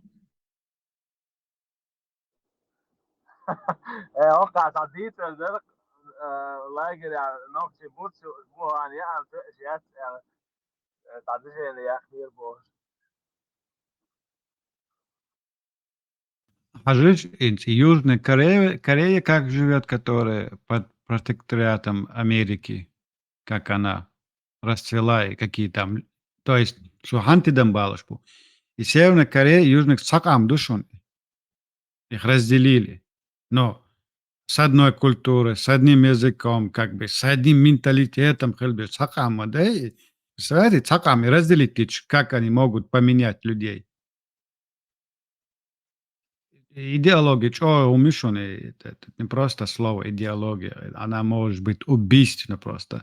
Не просто убить тебя, а твою культуру, твое наследие, все, поменять твое мировоззрение.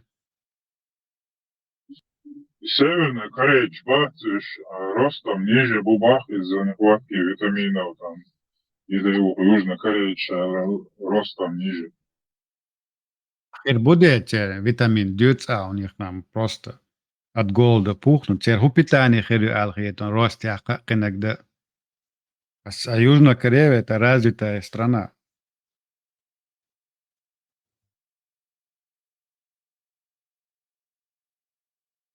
والله تعبت حاصل يق مويل في قيتوا. Идеология ехана. Одни ушли в коммунисты, Нет, а нет, другие уж... то есть не идеология соехана. Оно было создано русскими как ДНР, ЛНР. В Владивостоке русский капитан был с женой Верой, корейский, Ким Ир Сен.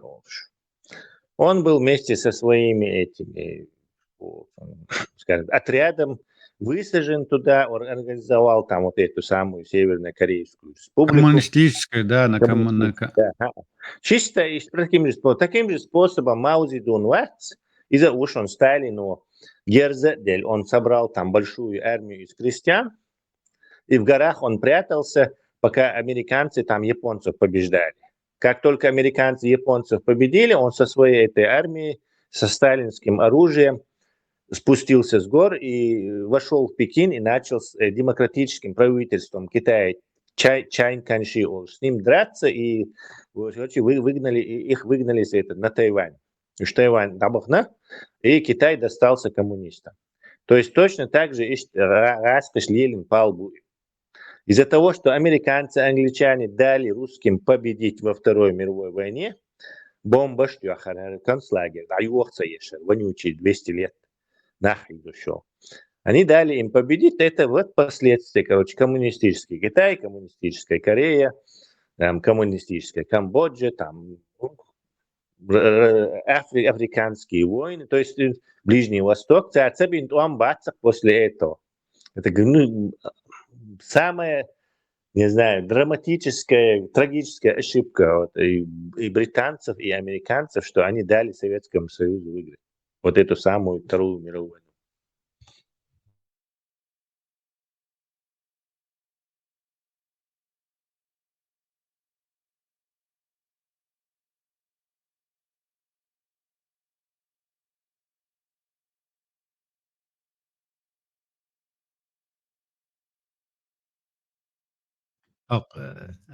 Internetā версия ценалась, аналитику бацус, он харита. Такой тролль. Район, что северные корейцы, они с радостью типа пойдут воевать в Россию, с надеждой, чтобы остаться там, там им же не нужно больше мотивации. Самое главное сбежать из этой Северной Кореи. Они пойдут куда угодно, боятся. И и они там еще останутся. Это мне напомнило это типа историю Королеву Гагарин полететь уговаривать Вершин. Тот не соглашался, пока он ему не сказал, что ошибки Аллах нагасан, он может в Америке приземлиться. Султахбим Гагарин только согласился больше. Но его поэтому считают самым невезучим человеком в мире, в истории человечества. Все 3 раза приземлился на территории Советского Союза.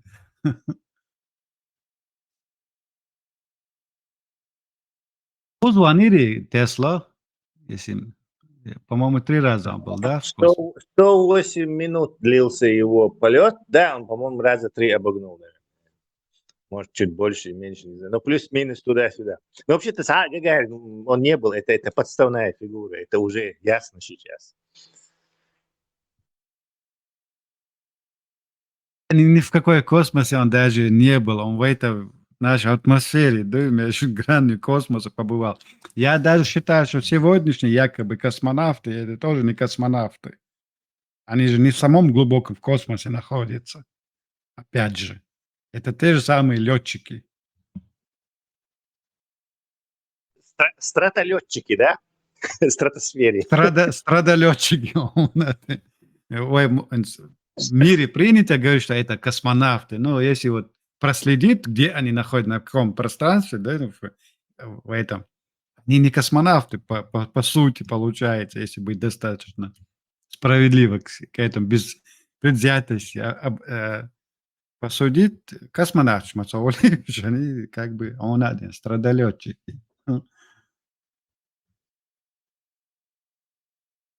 Американцы, считайте, астронавт шмолца, космонавт шмацовца.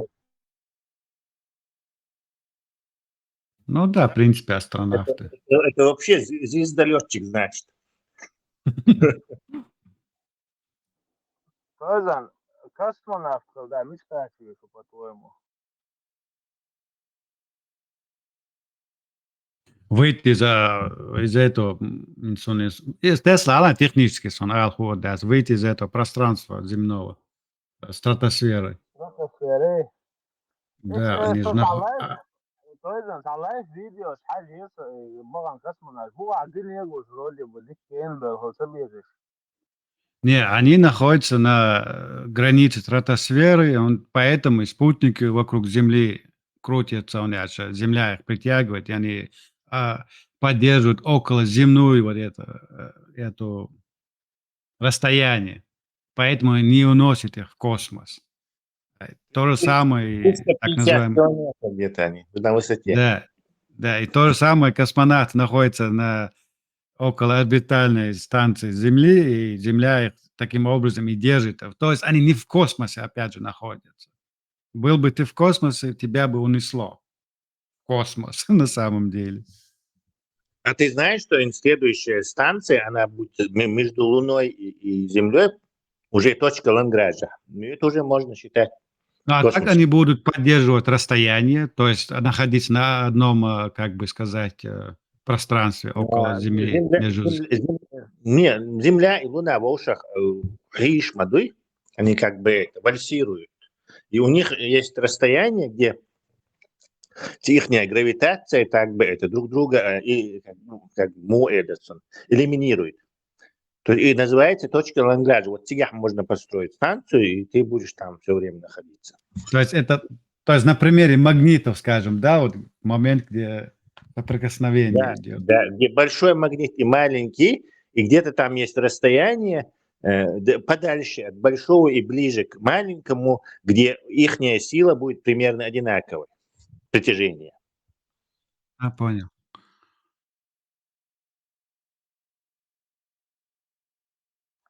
Получается, да, Марс темата, да, новый.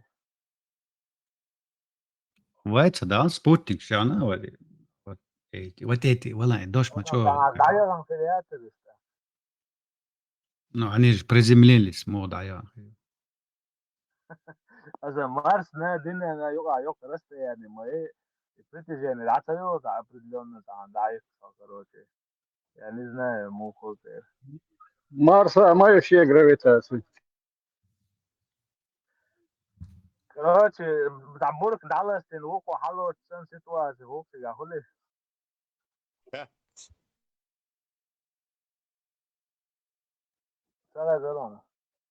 Да, только тебе скорость все равно надо сбрасывать. Или так разгоняться, чтобы там поравняться где-то. Муха да кем шли тешен, ты тух стояк скорость, не поравняться где-то, да. Вот такое тоже. Но это суперкомпьютер, что рассчитывать орбите. Но ты очень точно проблему поднял, поэтому я альтернативный физик, потому что гравитация – это придумка. На самом деле его другие силы управляют нашей этой Свободник, галактикой. если это придумка, смотри, они сегодня используют технологию, вокруг любого спутника могут сделать круг и, отталкиваясь от той же самой гравитации этого планеты, скажем, могут дальше улететь в космос. Так, под какими... Слингшот маневр Олсона. Да. Ну, понятно, Никак но воздействие да. оказывается, опять же. Не-не-не.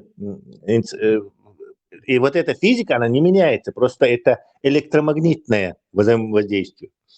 А у нас ядро ювой, железной, допустим, планете, и вот это Солнце генерирует мощнейшее электромагнитное поле, которое тебя вокруг себя крутит.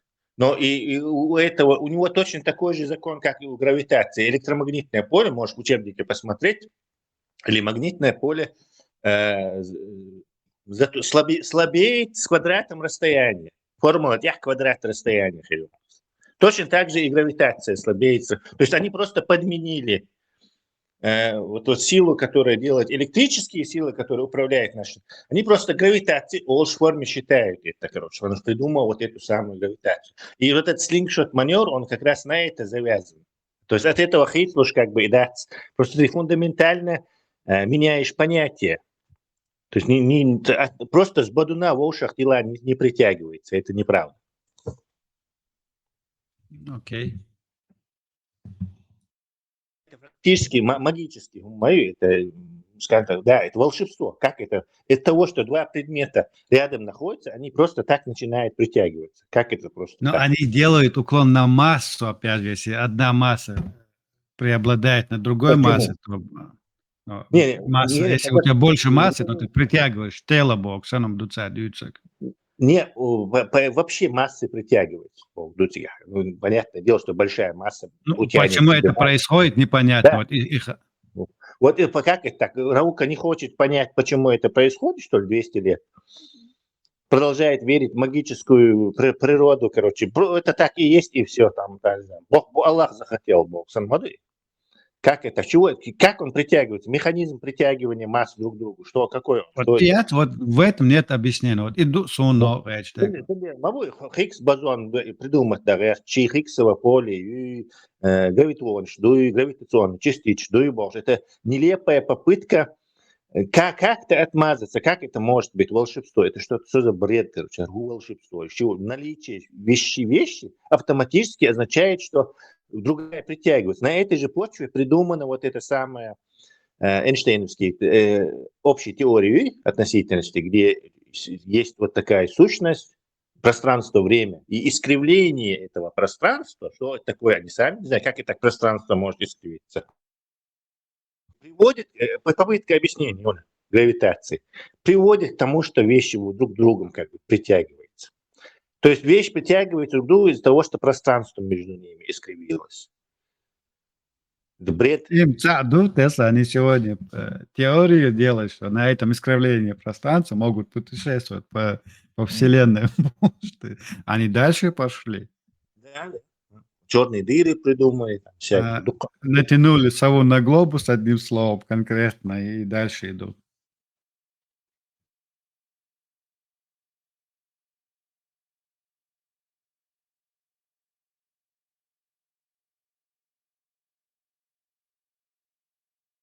Если сравнить, гравитация слабее вот эти электрические поля, я точно не помню, минус 40 степени, по-моему, то есть это просто чудовищная разница. То есть гравитация никак не может это на больших расстояниях влиять. Вообще.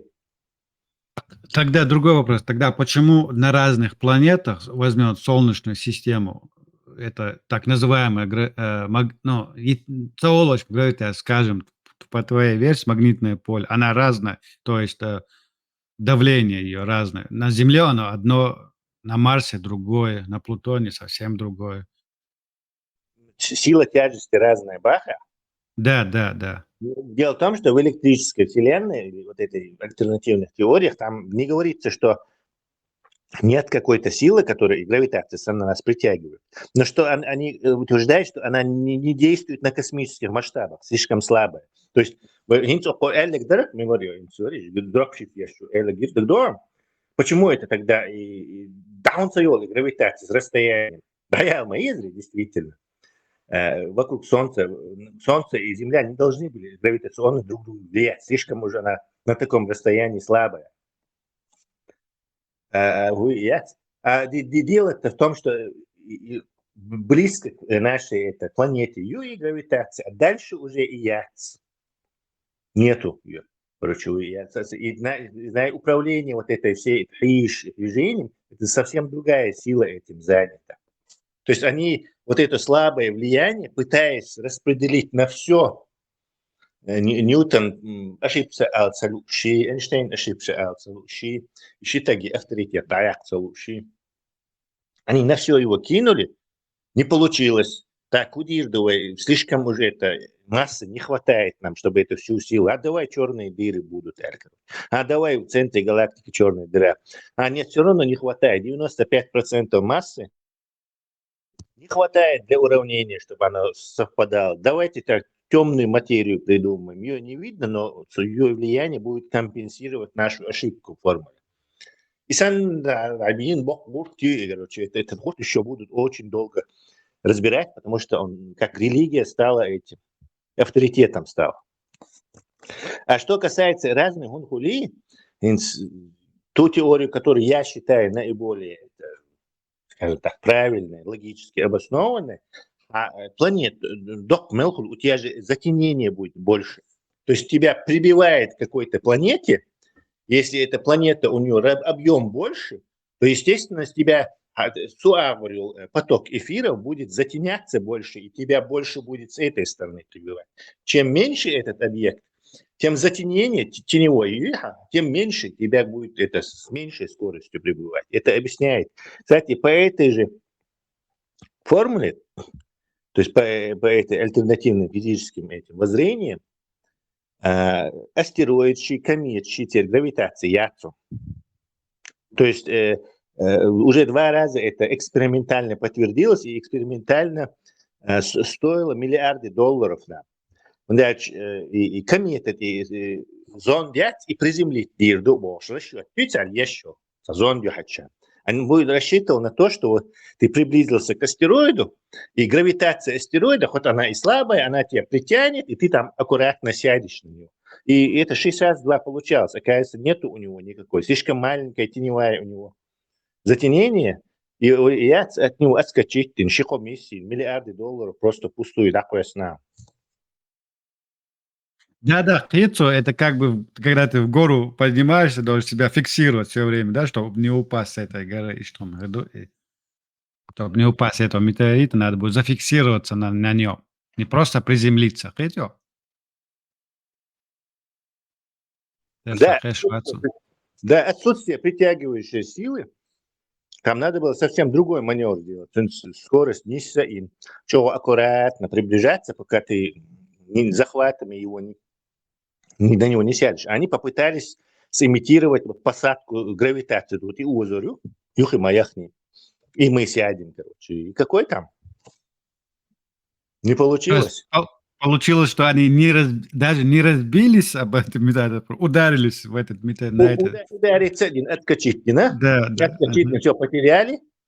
Зонд и приземлиться удалось. Японцы первую попытку приземлиться удалось. Они же тоже считали, что сейчас гравитация захватит. Они вообще не приземлился один раз. Потом 2-й раз. И только на 3-й раз, и то опять пал Хиларцан. И комета там, Герасимов, короче. Цуна пал Хиларцан. Плюс еще астероиды няхать нагви. По этим же воззрениям стандартные модели гравитационные, кометчат, они состоят из льда. Почему это и лед, он олхайнца, то есть... это может быть все, что угодно. Это может быть азот, газ какой-нибудь, все, что угодно. Я понимаю, кто это. Не, и да, тут тебя. Ты вообще очень интересную вещь. Кометы Давай. считаются сделаны из льда или ахмабагар, из замерзшего газа, там озон, неважно какой. И когда они приближаются к Солнцу, там Солнце нагревает ее поверхность, оттуда вот эти пар, да, водяной пар или Шлейф. газ, там Да, что-то да, да. да, начинает испаряться, и мы видим хвост кометы, короче. И по этой, скажем, парадигме все и строилось. Кометы состоят из вот этих замерзших газов, скажем так, или воды. И когда послали, и тоже на этот расчет был, что там в Юхам-Абахне почему-то там на поверхности пыль, камни, то есть нету никакого этого льда или газа. И тоже пытались посадить, и лед зацепиться, и буры, и гумдер, и опять тоже лоханулись этим. То есть, оказывается, кометы не состоят из льда. Но все еще продолжают это говорить, потому что и хвост Хуюхан, это не газы, не вода, это электрический разряд на Солнце. Понял? То есть, как это происходит, когда что-то приближается к аноду, вот Солнце это гигантский анод, и гунабише это катод. Вот и когда приближаешься, у тебя разряды начинают сходить, короче, на это. И просто. Вот. А сами они не состоят из льда, короче. Дальше нагреваются. То есть это не части самого метеорита получается. Тут метеорит ни при чем получается. Да. Это просто коронный разряд, скажем так, на Солнце. Солнце это гигантский анод, скажем так. И когда определенно искра сходить док, вот такой же эффект происходит с этим.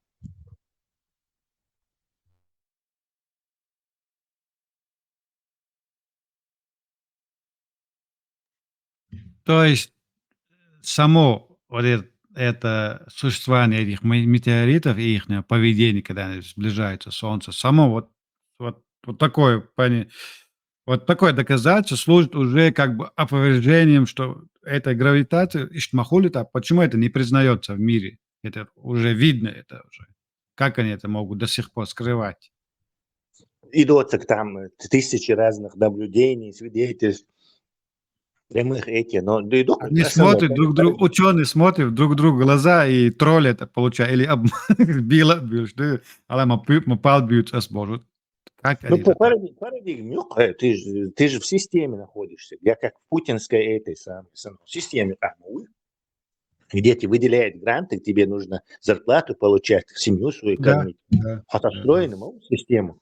И система, как говорю, только если главные захотят, тогда они могут ее поломать. А главные не хотят. И, кстати, главное, еще заложники всего это то, что яхт выделяет шпешбуль, там, допустим, президент, конгрессмены какие-то американские, они, думаешь, разбираются в этой науке, говорят, что сам 20 лет жизни своей потратить на все это, перелопатить там на этих, на оригинальных языках, все это почитать, историю посмотреть. Вот их на земле, наверное, может 1 миллион, 2, может 3, но политики к этим людям явно не относятся. Они просто делают, что им там лабгаиш будет, лабораторный, царь-бьютиш, или администратор был, который подхалимствуя там, или карьеристы, которые залезли администрировать вот эти научные эти фонды, туда попасть, нахбац, они же не попали туда не из-за того, что они там крутые ученые были. Царь Эллигбем, Дешмабати, они же не будут там каким-то разговорам в интернете или одиночкам, там Джордану Бруно верить не будут же. Они верят своим людям. Мы еще долго будем находиться в этом.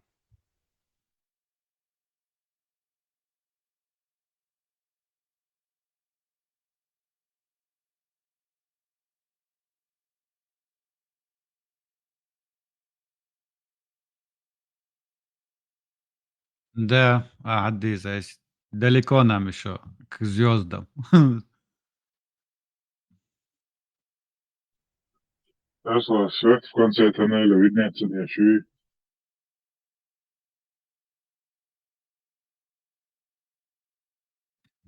Он всегда видно этого света.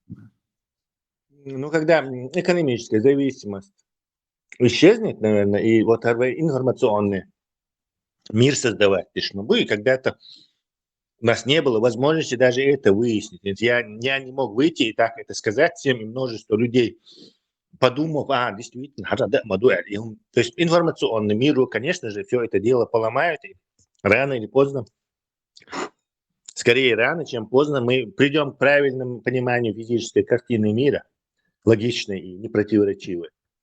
Но пока, короче, скажем так, кино и нахрен. Тесла? Тут, смотри, тут есть маленькая мина замедленного действия, я сейчас тебе скажу. ИИЯЦ, вот этот разум искусственный. Вот, смотри, он начнет скоро развиваться и самостоятельно думать, там что-то изобретать, и, допустим, да, настали такие времена.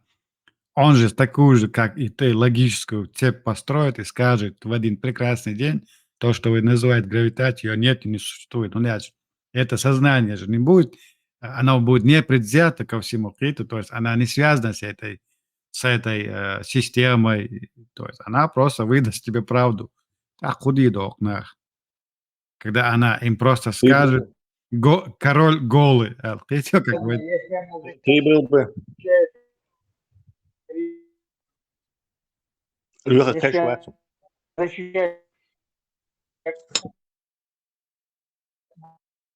я имею в виду, с религией, искусством. Ты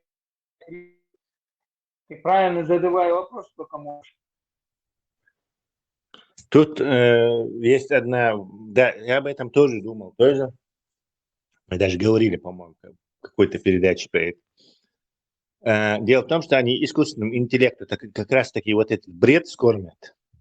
Уже тысячи, миллионы статей написанных по этому поводу и студентами, и учеными. То есть бред набредил. И бред скормить мается.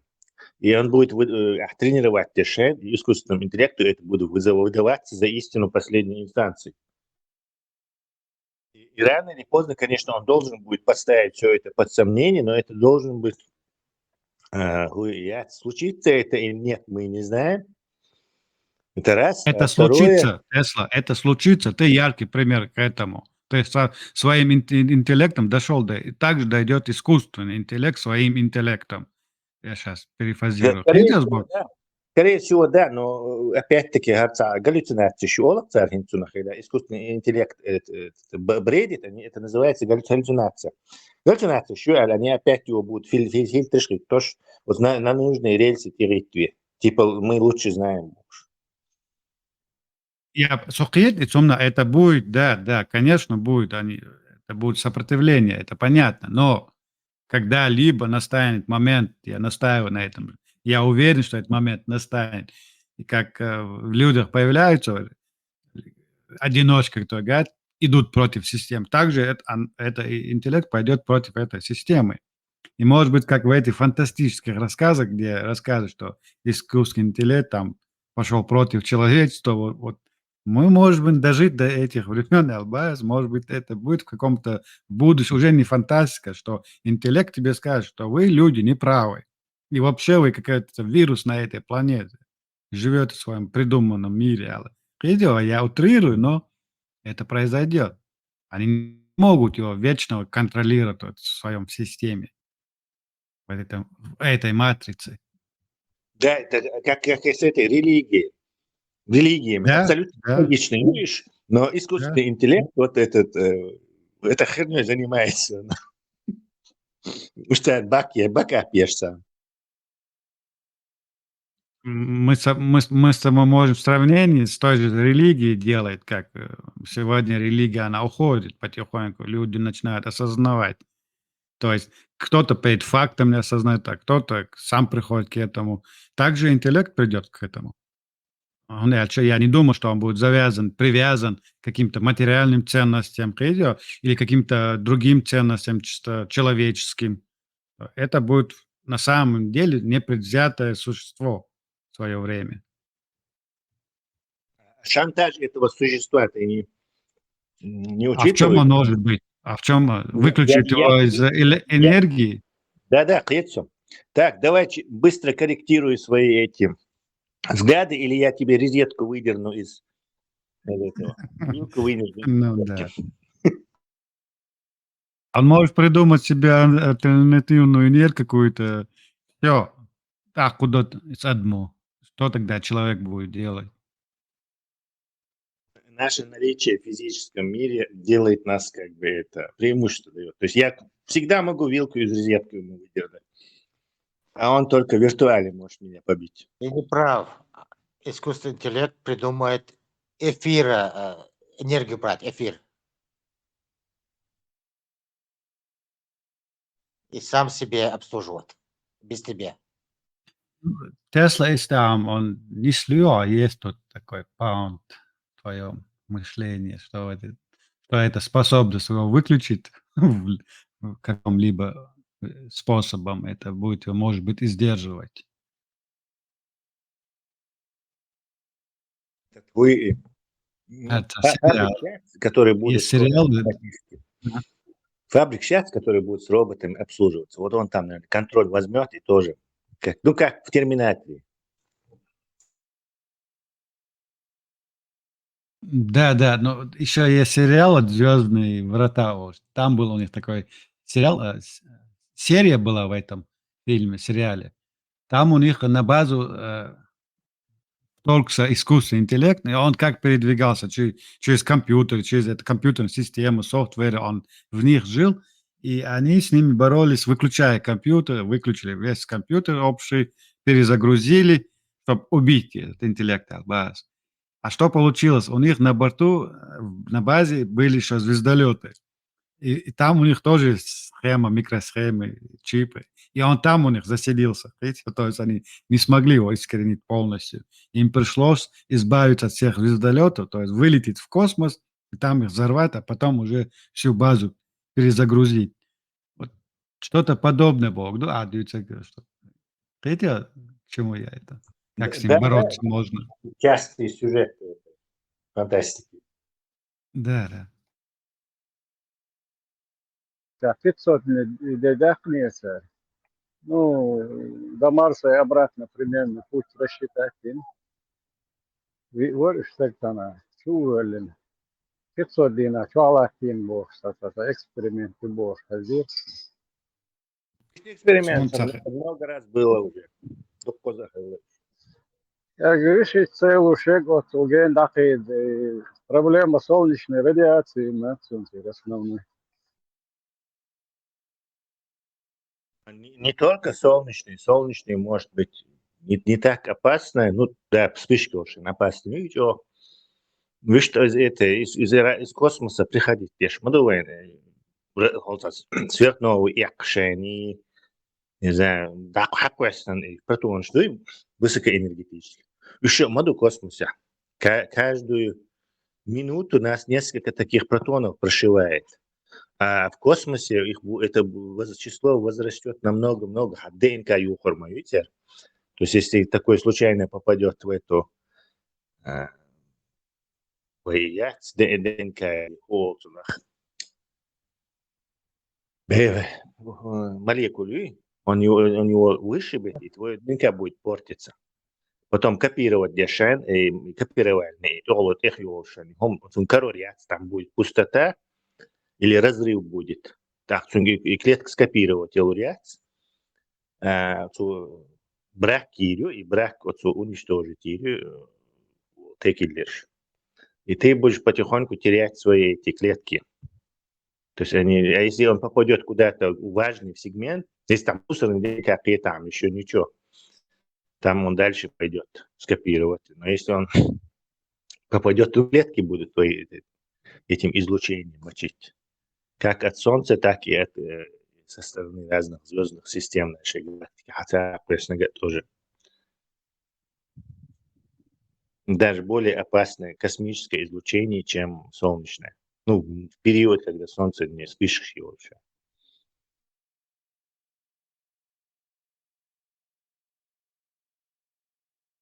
И самое интересное, ни один металл известный, там, не знаю, неизвестный, не может тебя от этой радиации защитить. Может, свинец толщиной, по-моему, 15 метров, что ли? Что-то такое. Ну да. Но ты же не будешь толщиной 15 сантиметров свинцом ходить вокруг себя. Я слышал другую версию, что они хотят... Вода защищает лучше от всего. Единственное, жидком, эта вода защитит от радиации. Они хотят, вот скажем, оболочку корабля как бы водой закрыть. Мухи это не версии. Да, я тоже слышал. Эти баки с водой, которые тебе Да. нужны, ты их можешь вокруг корабля расположить, чтобы радиация туда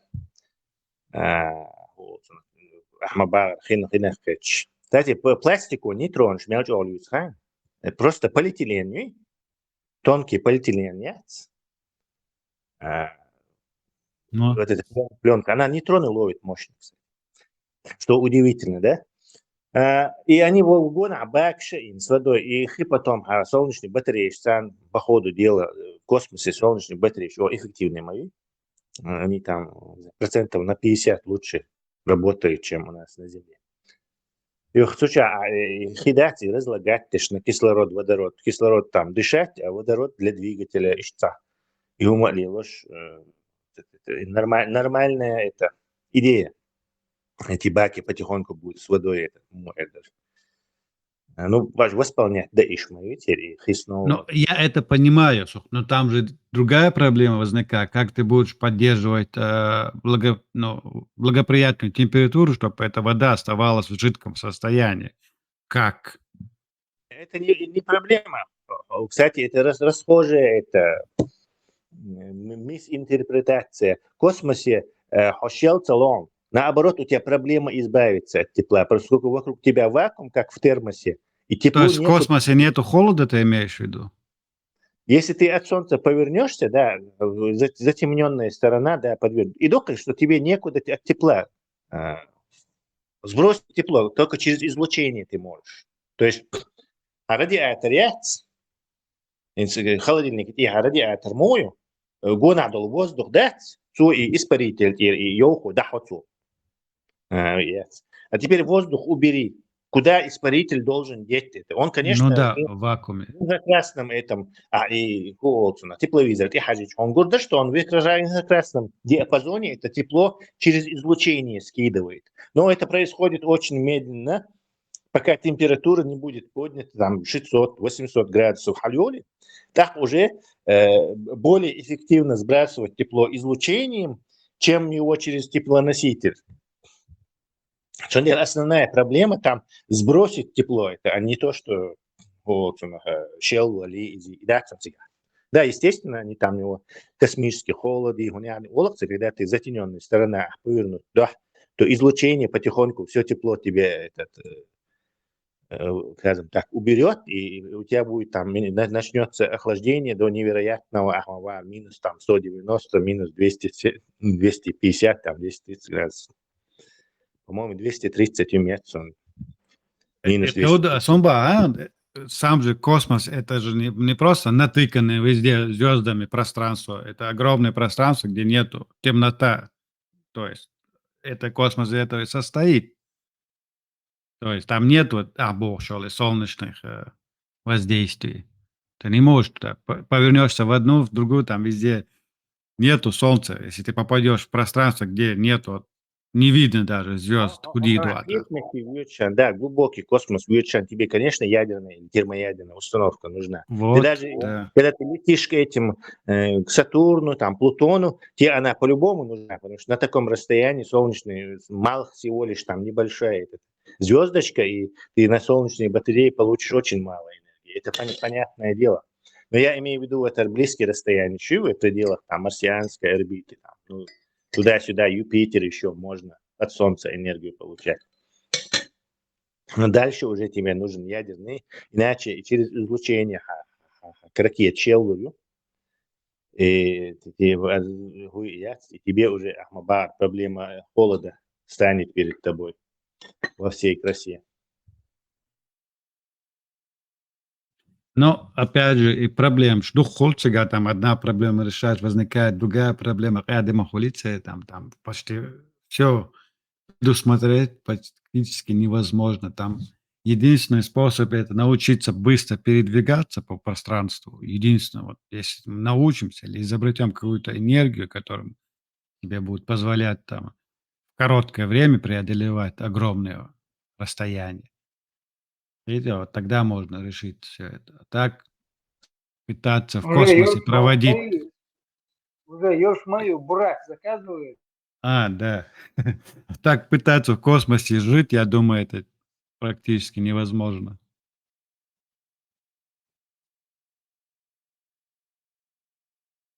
Волнуйся, Тойзен, я уже придумал способ быстрого передвижения по космосу. А ну-ка поделись. Его в железо. Не, мы не можем. Ты что? Вдруг китайцы нас слушают.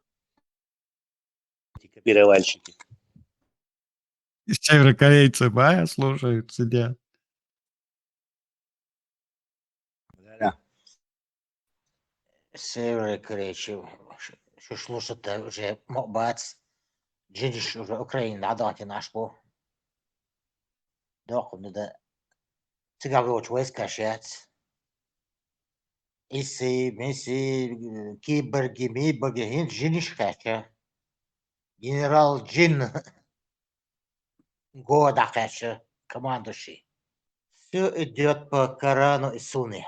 Когда все свое мы забыли. Свой ам, свой нахчал, бегем и в последнюю очередь его масса. В первую очередь холодильник.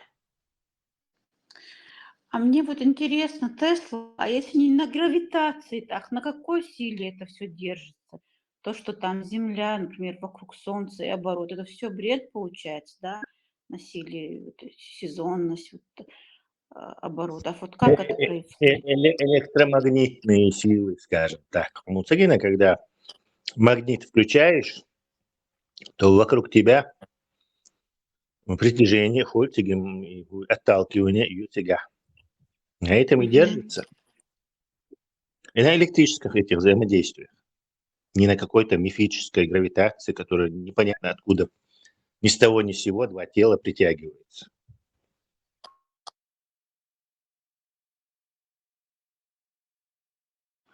Вот это да, как интересно.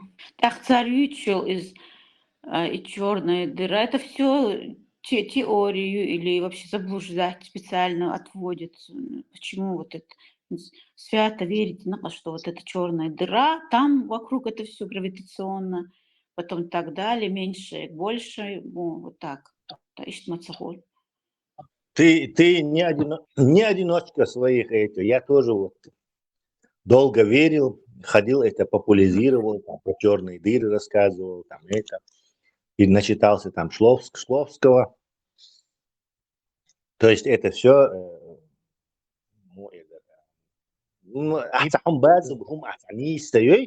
и как догма презентировать, то есть ищем даться.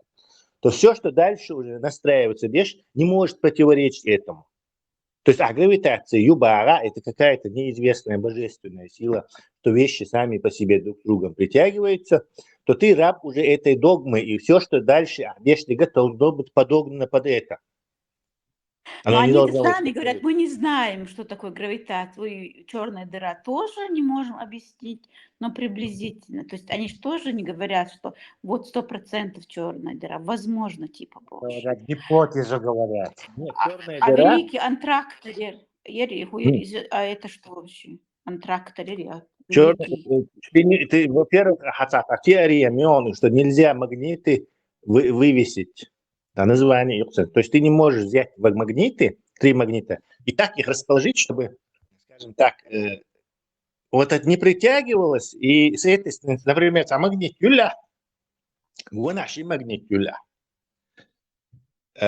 И вот этот магнит его надо расположить вот так, чтобы вот этот, он не этот его не перетянул, не этот, и как 2 каната его разные стороны разрывает, ты находишь точку, в которой он одинаково уравнивается силой, и он внутри зависает магнита. Так вот, забыл, как это теорема называется даже, математическая есть по этому поводу. Ты не можешь на силе притяжения стабильную систему сделать. То есть гравитация – это притяжение. Теорема Тевиана. На силе притяжения гравитации в стабильной системе делаю реакцию, потому что рано или поздно все друг с другом в лепешку, слепится. А вот на силе отталкивания ты вполне можешь на систему Это вот эти вещи, черные дыры, они исходят именно из гравитации, то есть гравитационные взаимодействия. Дальше ты уже раб этого, этих железных дорог, на рельс, на которых ты должен идти. Раз гравитация тебя притягивает, раз гравитация ля, то если масса звезды будет слишком большой, то эта гравитация начнет внешнюю оболочку с такой силой притягивать, что материя не выдержит и устремится к этому центру этой звезды. И с этого исходить еще. Так возникают у них вот эти нейтронные звезды, черные дыры. Тесла, царица антигравитации. И тема мою хален. Есть гравитация и антигравитация. То есть сейчас ученые чего-то там объяснят, как чайник, поэтому я не смогу объяснить. Но вот антигравитация из Мойду Царинц тоже популяризирует. Это тоже замануха. Как антигравитацию льешь, будешь, но поскольку гравитации нету, то как они антигравитацию?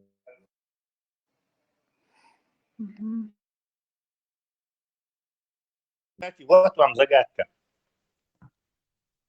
Чтобы запустить ракету на орбиту, не знаю, космический корабль на орбиту запустить, что вокруг Солнца, вокруг Земли он, вернее, вращался, ему надо, ракета должна сначала подняться вверх, потом уже разряженная атмосфера наклониться и в сторону, ну, допустим, вращения или против вращения Земли набрать скорость, ну, скажем так, 7,8 километров в секунду.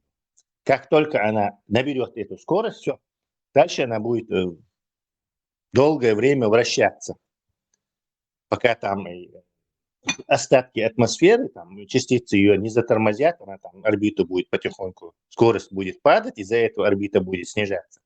И чтобы этой ракете приземлиться обратно на Землю, нужно повернуть хвост вперед, снова включить двигатель и сбросить скорость. Как только скорость упадет до определенного предела, он начнет падать на Землю. Теперь и система, что мы в космическую эру живем. Гравитации придумать и на движении космических тел, это что еще при Ньютоне было. Найдите мне какой-нибудь учебник, научный труд из 19 века, начала 20 века, до космической эпохи, до первой половины 20 века, где вот про это сказано. То есть если мы понимали гравитацию и небесную механику, почему дадези ракетам, понятие шуньят у этих ученых тогдашних? Ну, что, это вопрос, который нельзя ответить. Нету у них, они не знали этого. Не знаю. Так не знали. Потому что это не связывается с гравитационной теорией, вот это все. Да, закон импульса, что-то разогнать, он постоянно дауню. Это третий закон, или первый закон Ньютона, импульс, прямолинейное движение. Все это подогнано все равно, потому что практическому это не соответствует. То же самое гравитационное влияние, но оно и высчитывается идеально из двух тел. То есть в нашей Вселенной не два тела, огромное количество. То есть ньютоновская формула не подходит. Как только ты располагаешь третье тело, то их гравитационное влияние невозможно математикой рассчитать. А у нас... А что им мешает, например, опровергнуть ту теорию и сказать, что это энергомагнитное поле, но тогда же не было технических возможностей проверить. И что-нибудь, например, сейчас сказать, что вот это энергомагнитное поле и так далее.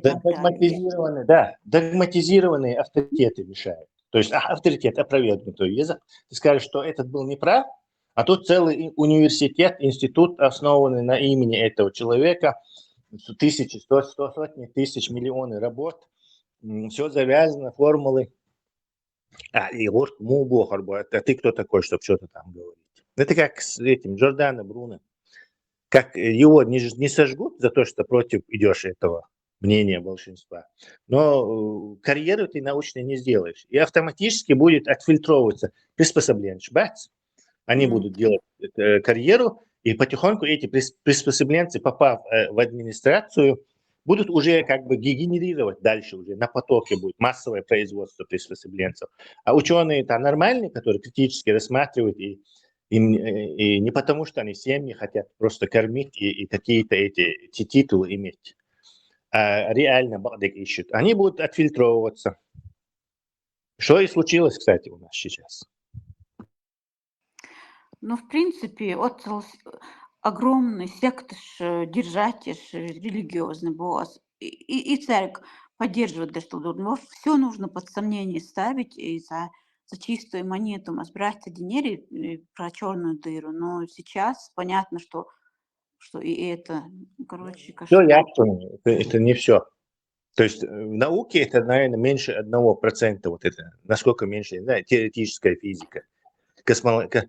Она в чем вот это и теоретические физики, космология, в чем ее недостаток? В том, что она, во-первых, ничего тебе не приносит, то есть военные технологии сейчас с этим связаны, конкурентные, продукты, чтобы, если у тебя неправильная теория, то твой конкурентный продукт был бы, не работал бы, и другая фирма с правильной теорией победила бы. То есть поэтому прикладной науке, химия, биология, у нас все нормально. Все нормально всегда, хуй ждать, но более-менее. А вот в науке, где холцена черные дыры, что, бош, математическую формулу, что ты администратор в какой-то университете космическом. В чем, где тебя могут подловить, в чем ты это, какой продукт ожидать, это фундаментальная физика. Единственное, лоханулись эти, которые физику частиц, коллайдеры, сейчас они ничего не придумали, ничего практического, абсолютно.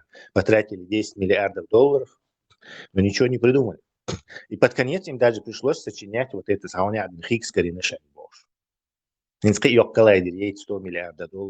Будешь, но уже поняли, и даже до этих бюрократического аппарата даже дошло, что это нельзя делать. То есть им отказали.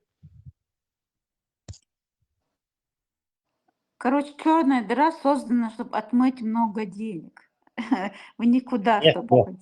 Не, скажу. Коллайдер. Не отмыть. Ну да, ты можешь сказать, что коллайдер создан. Но хотя коллективные дуристики, то есть индивидуально человек, вот нахбы, который в этом коллайдере работает, или физики, короче, 100% не так много этих релятивистов на голову поехавших. Он в приватном разговоре, он скажет, да, я понимаю, все это понятно, короче, но что, болбишь, малые, что ты от меня хочешь, чтобы я плевался против ветра, что ли, их лицом? То есть это там есть дурики, которые вот математика, математики, математику, у тебя воображение полностью умирает. То есть ты становишься вот этим. И ты думаешь, что все можно через формулы выражать, и исключительно через формулы выражаешь. Гравитацию 3 тел не можешь найти, но формулы можешь писать. Писан положение, короче, это дело. Фундаментальная физика, она ничего не приносит. Она, может, в 19 веке приносила тогда, но сейчас она ничего не приносит, и можно безопасно черные дыры, там, метавселенные, там, мультивселенные говорить. Это именно той часть науки физической, которая базируется вот на этой гравитационной стандартной модели. Тесла еще для чайников, вот астроном Сурдин, он говорит, якобы Солнце будет расширяться и поглощать планеты и так далее, и через 4,5 миллиардов лет якобы и Землю поглотить, и мы будем постепенно переселяться сначала на Марс, затем на еще какой-то спутник, по-моему, не помню, как его называют, Европа, кажется. И для чайников информацию хочу пропагандировать. Ты чего оптимист? Нет, что Солнце действительно будет это будет расширяться. Да, это очевидный фактор, но не потому, что там выгорает горючее и больше гелия становится, чем водорода. Не поэтому. 4 миллиарда лет длится время жизни человеческой цивилизации, да и вообще, наверное, цивилизация 4 миллиарда лет, никак быть не может. Это вообще, да, само это. Люди даже, каждое поколение меняет это полсотни твоих этих генов, короче. Через миллиард лет этот человек, он будет вообще не человек. Это совершенно... Какой через миллиард? Через миллион лет, через 100 миллионов лет это будет совершенно другое существо. То есть человек, вообще-то говоря, в виде робота, там, синтетического разума может такие сроки жить. Потому что миллиарды, это вообще фантастика.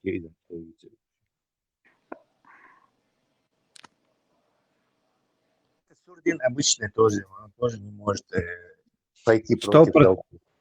100% факт, Алёша, что мы 4 миллиарда лет не увидим, так что не беспокойтесь о 4 миллиардах лет. Да, я понимаю, просто интересно. Тесла, а если не применять ничего рукотворного, оставить природу, тоже, да, произойдут значительные изменения, например, человеческие природные свои мешаться, содержать в виде искусственного интеллекта, все равно ничего не сохранится от человека, да? То есть чисто природа. У каждой вещи есть время жизни, кроме, наверное, Вселенной. Конечно, на космическом, на масштабе рано или поздно будет катастрофа, которая уже жизнь на нашей планете истребит. Это уже 6 раз происходило, вот это великое вымирание по остаткам. В меловом периоде было, там последнее было вот это кайнозойскую эру, там, или палеозойскую эру происходило последнее. И вымирание. Но они до конца так бы не добивали нас. Но откуда гарантия, что полно во Вселенной или в нашей галактике разных катастрофических событий, которые могут полностью истребить жизнь нашу. Это не говоря уже о том, что в альтернативных этих теориях, которые, как я уже говорил, более основательные, более логичные, рациональные, Земля растет.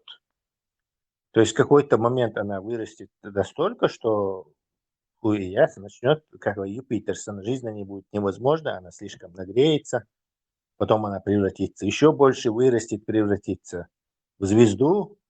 У нас будет уже не, скажем так, не несколько звездная система, не из одной звезды. Если в этот момент слишком выросшее Солнце там не разорвется сверхновой, оно раскидает нас, опять-таки новые звезды. Это цикл, на мой взгляд, это просто цикл, потому что если это не цикл, то вообще стандартные модели, вообще бред. Все друг к другу притянется, все друг на друга падает. Это никак не сходится. Должен быть цикл замкнутый, то есть рождение звездной системы, конец ее, новое рождение из этой, и связанные с этим.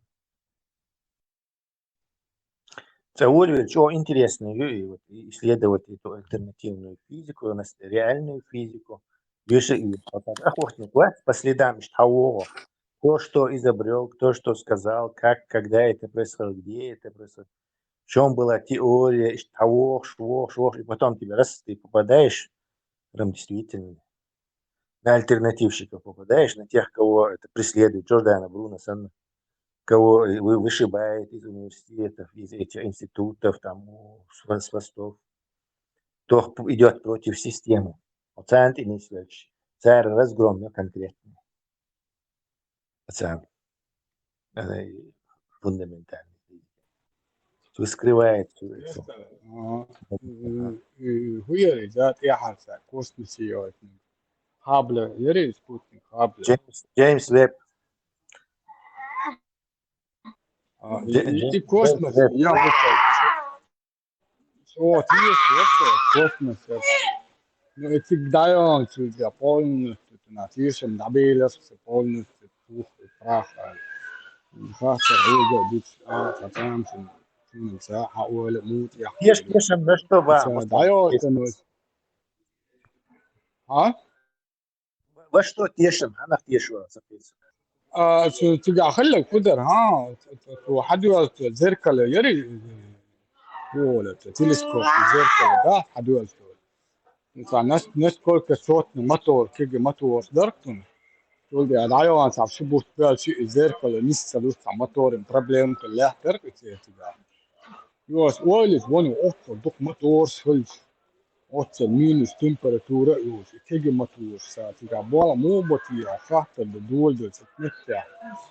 Tiesen dabelat säger nu all hitet. Minus Ты 270 считаешь, что это температура. неправда? Джеймс Уэбб. Там 100 моторов Баксунцу, но вы уже 50-60 лет, смотрю, пусть спутник запускать, тебя условия еще, как моторы защитить, какие там работают, какие не работают, там, все это уже отработано. Мустанг. Сурч модуин. عزان صخحت أتيجا ويلي أتنو أتكريت الكوسمس يا ها المطور إسكي عاوز تعوز فنبوز فلساتنا ذكرت من إذا اللي روتي صحهم دم ديزيت سيستو وورسا بيت نيجا بس Да, مطور музей чумовахни, технический музей, что тягах спутник шхерем, кош под потолком. Сангуна золотой кихат хердон, специально золотой именно ионы отражает. фольгас. Да, чтобы оно не нагревалось от воздействия солнца на солнечной стороне, и внутри там будет специальный изолирующий это, чтобы оно не сбрасывало тепло быстро. То есть это все защищается, там все это предусмотрено. Есть моторы, этих моторов разные, есть, которые в космосе вообще ничего им не будет. Короче, еще говорю, я бог говорю, то есть закрытый еще. Ну, там много чего, линейный актуатор, я не знаю, какой-то этот, я Мейснер эффект тяхлильный.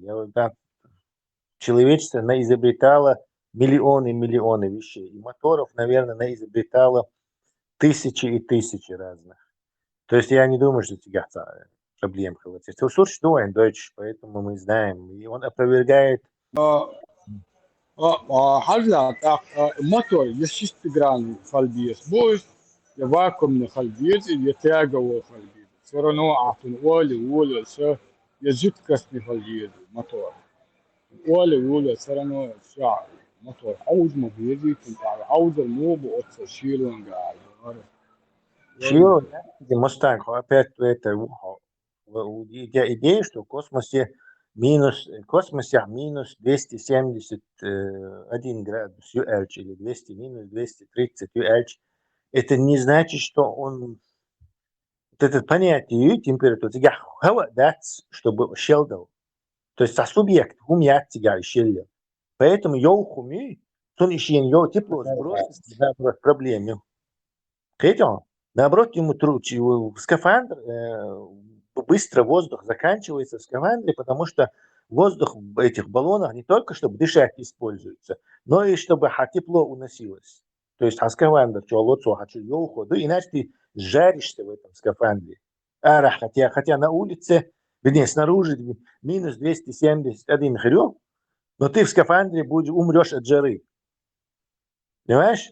Потому что в термосе сам эффект у тебя, когда нету этого воздуха, когда вакуум, то теплопередача, она почти нулевая, она только через излучение, близко к нулю. Через излучение только ты его теряешь. Свариться задает, короче, охлаждаешь систему, через воздух. Самый простой, ты просто продуть скафандр холодным воздухом и тепло наружу выкинуть. Мотор тебя, короче, не от чего, не от того, что это тебя там что-то у них было, поломалось, что-то, они его там потом резервный умшам сам мотор 10 миллиардов ДН сам мотор дублирующий систем тоже يحتر ما يحترم, потому что они не могут его починить, он там за пределами Луны, да, я разворачиваться бежь мою, миллион с чем-то километров от Земли. Они его там 10 раз задублировали, и то задублировать. И сейчас они исправны, что хулищи, со зеркала, там, искажение, из-за метеорит, из-за метеорит. Им приходится компьютером это фильтровать вот этот сектор. То есть там без проблем те цахилы, но они очень надежными его делали. То есть супер-супер дублирующим, супер надежным, из материалов, которые там тепловое расширение или наименьшее имеет, там где угодно будут работать. Что Бог будет? Они 20 лет этим занимаются. от космоса, гравитация сила тяга сырой. Максимальный عمل мотор تطلع نزل ديك أوزر جوا إذا يكمل خلي بس وريان المطور موهر بصوت مش عارف اسمه ديك بتاعتي تحت الدرس عنده يا لون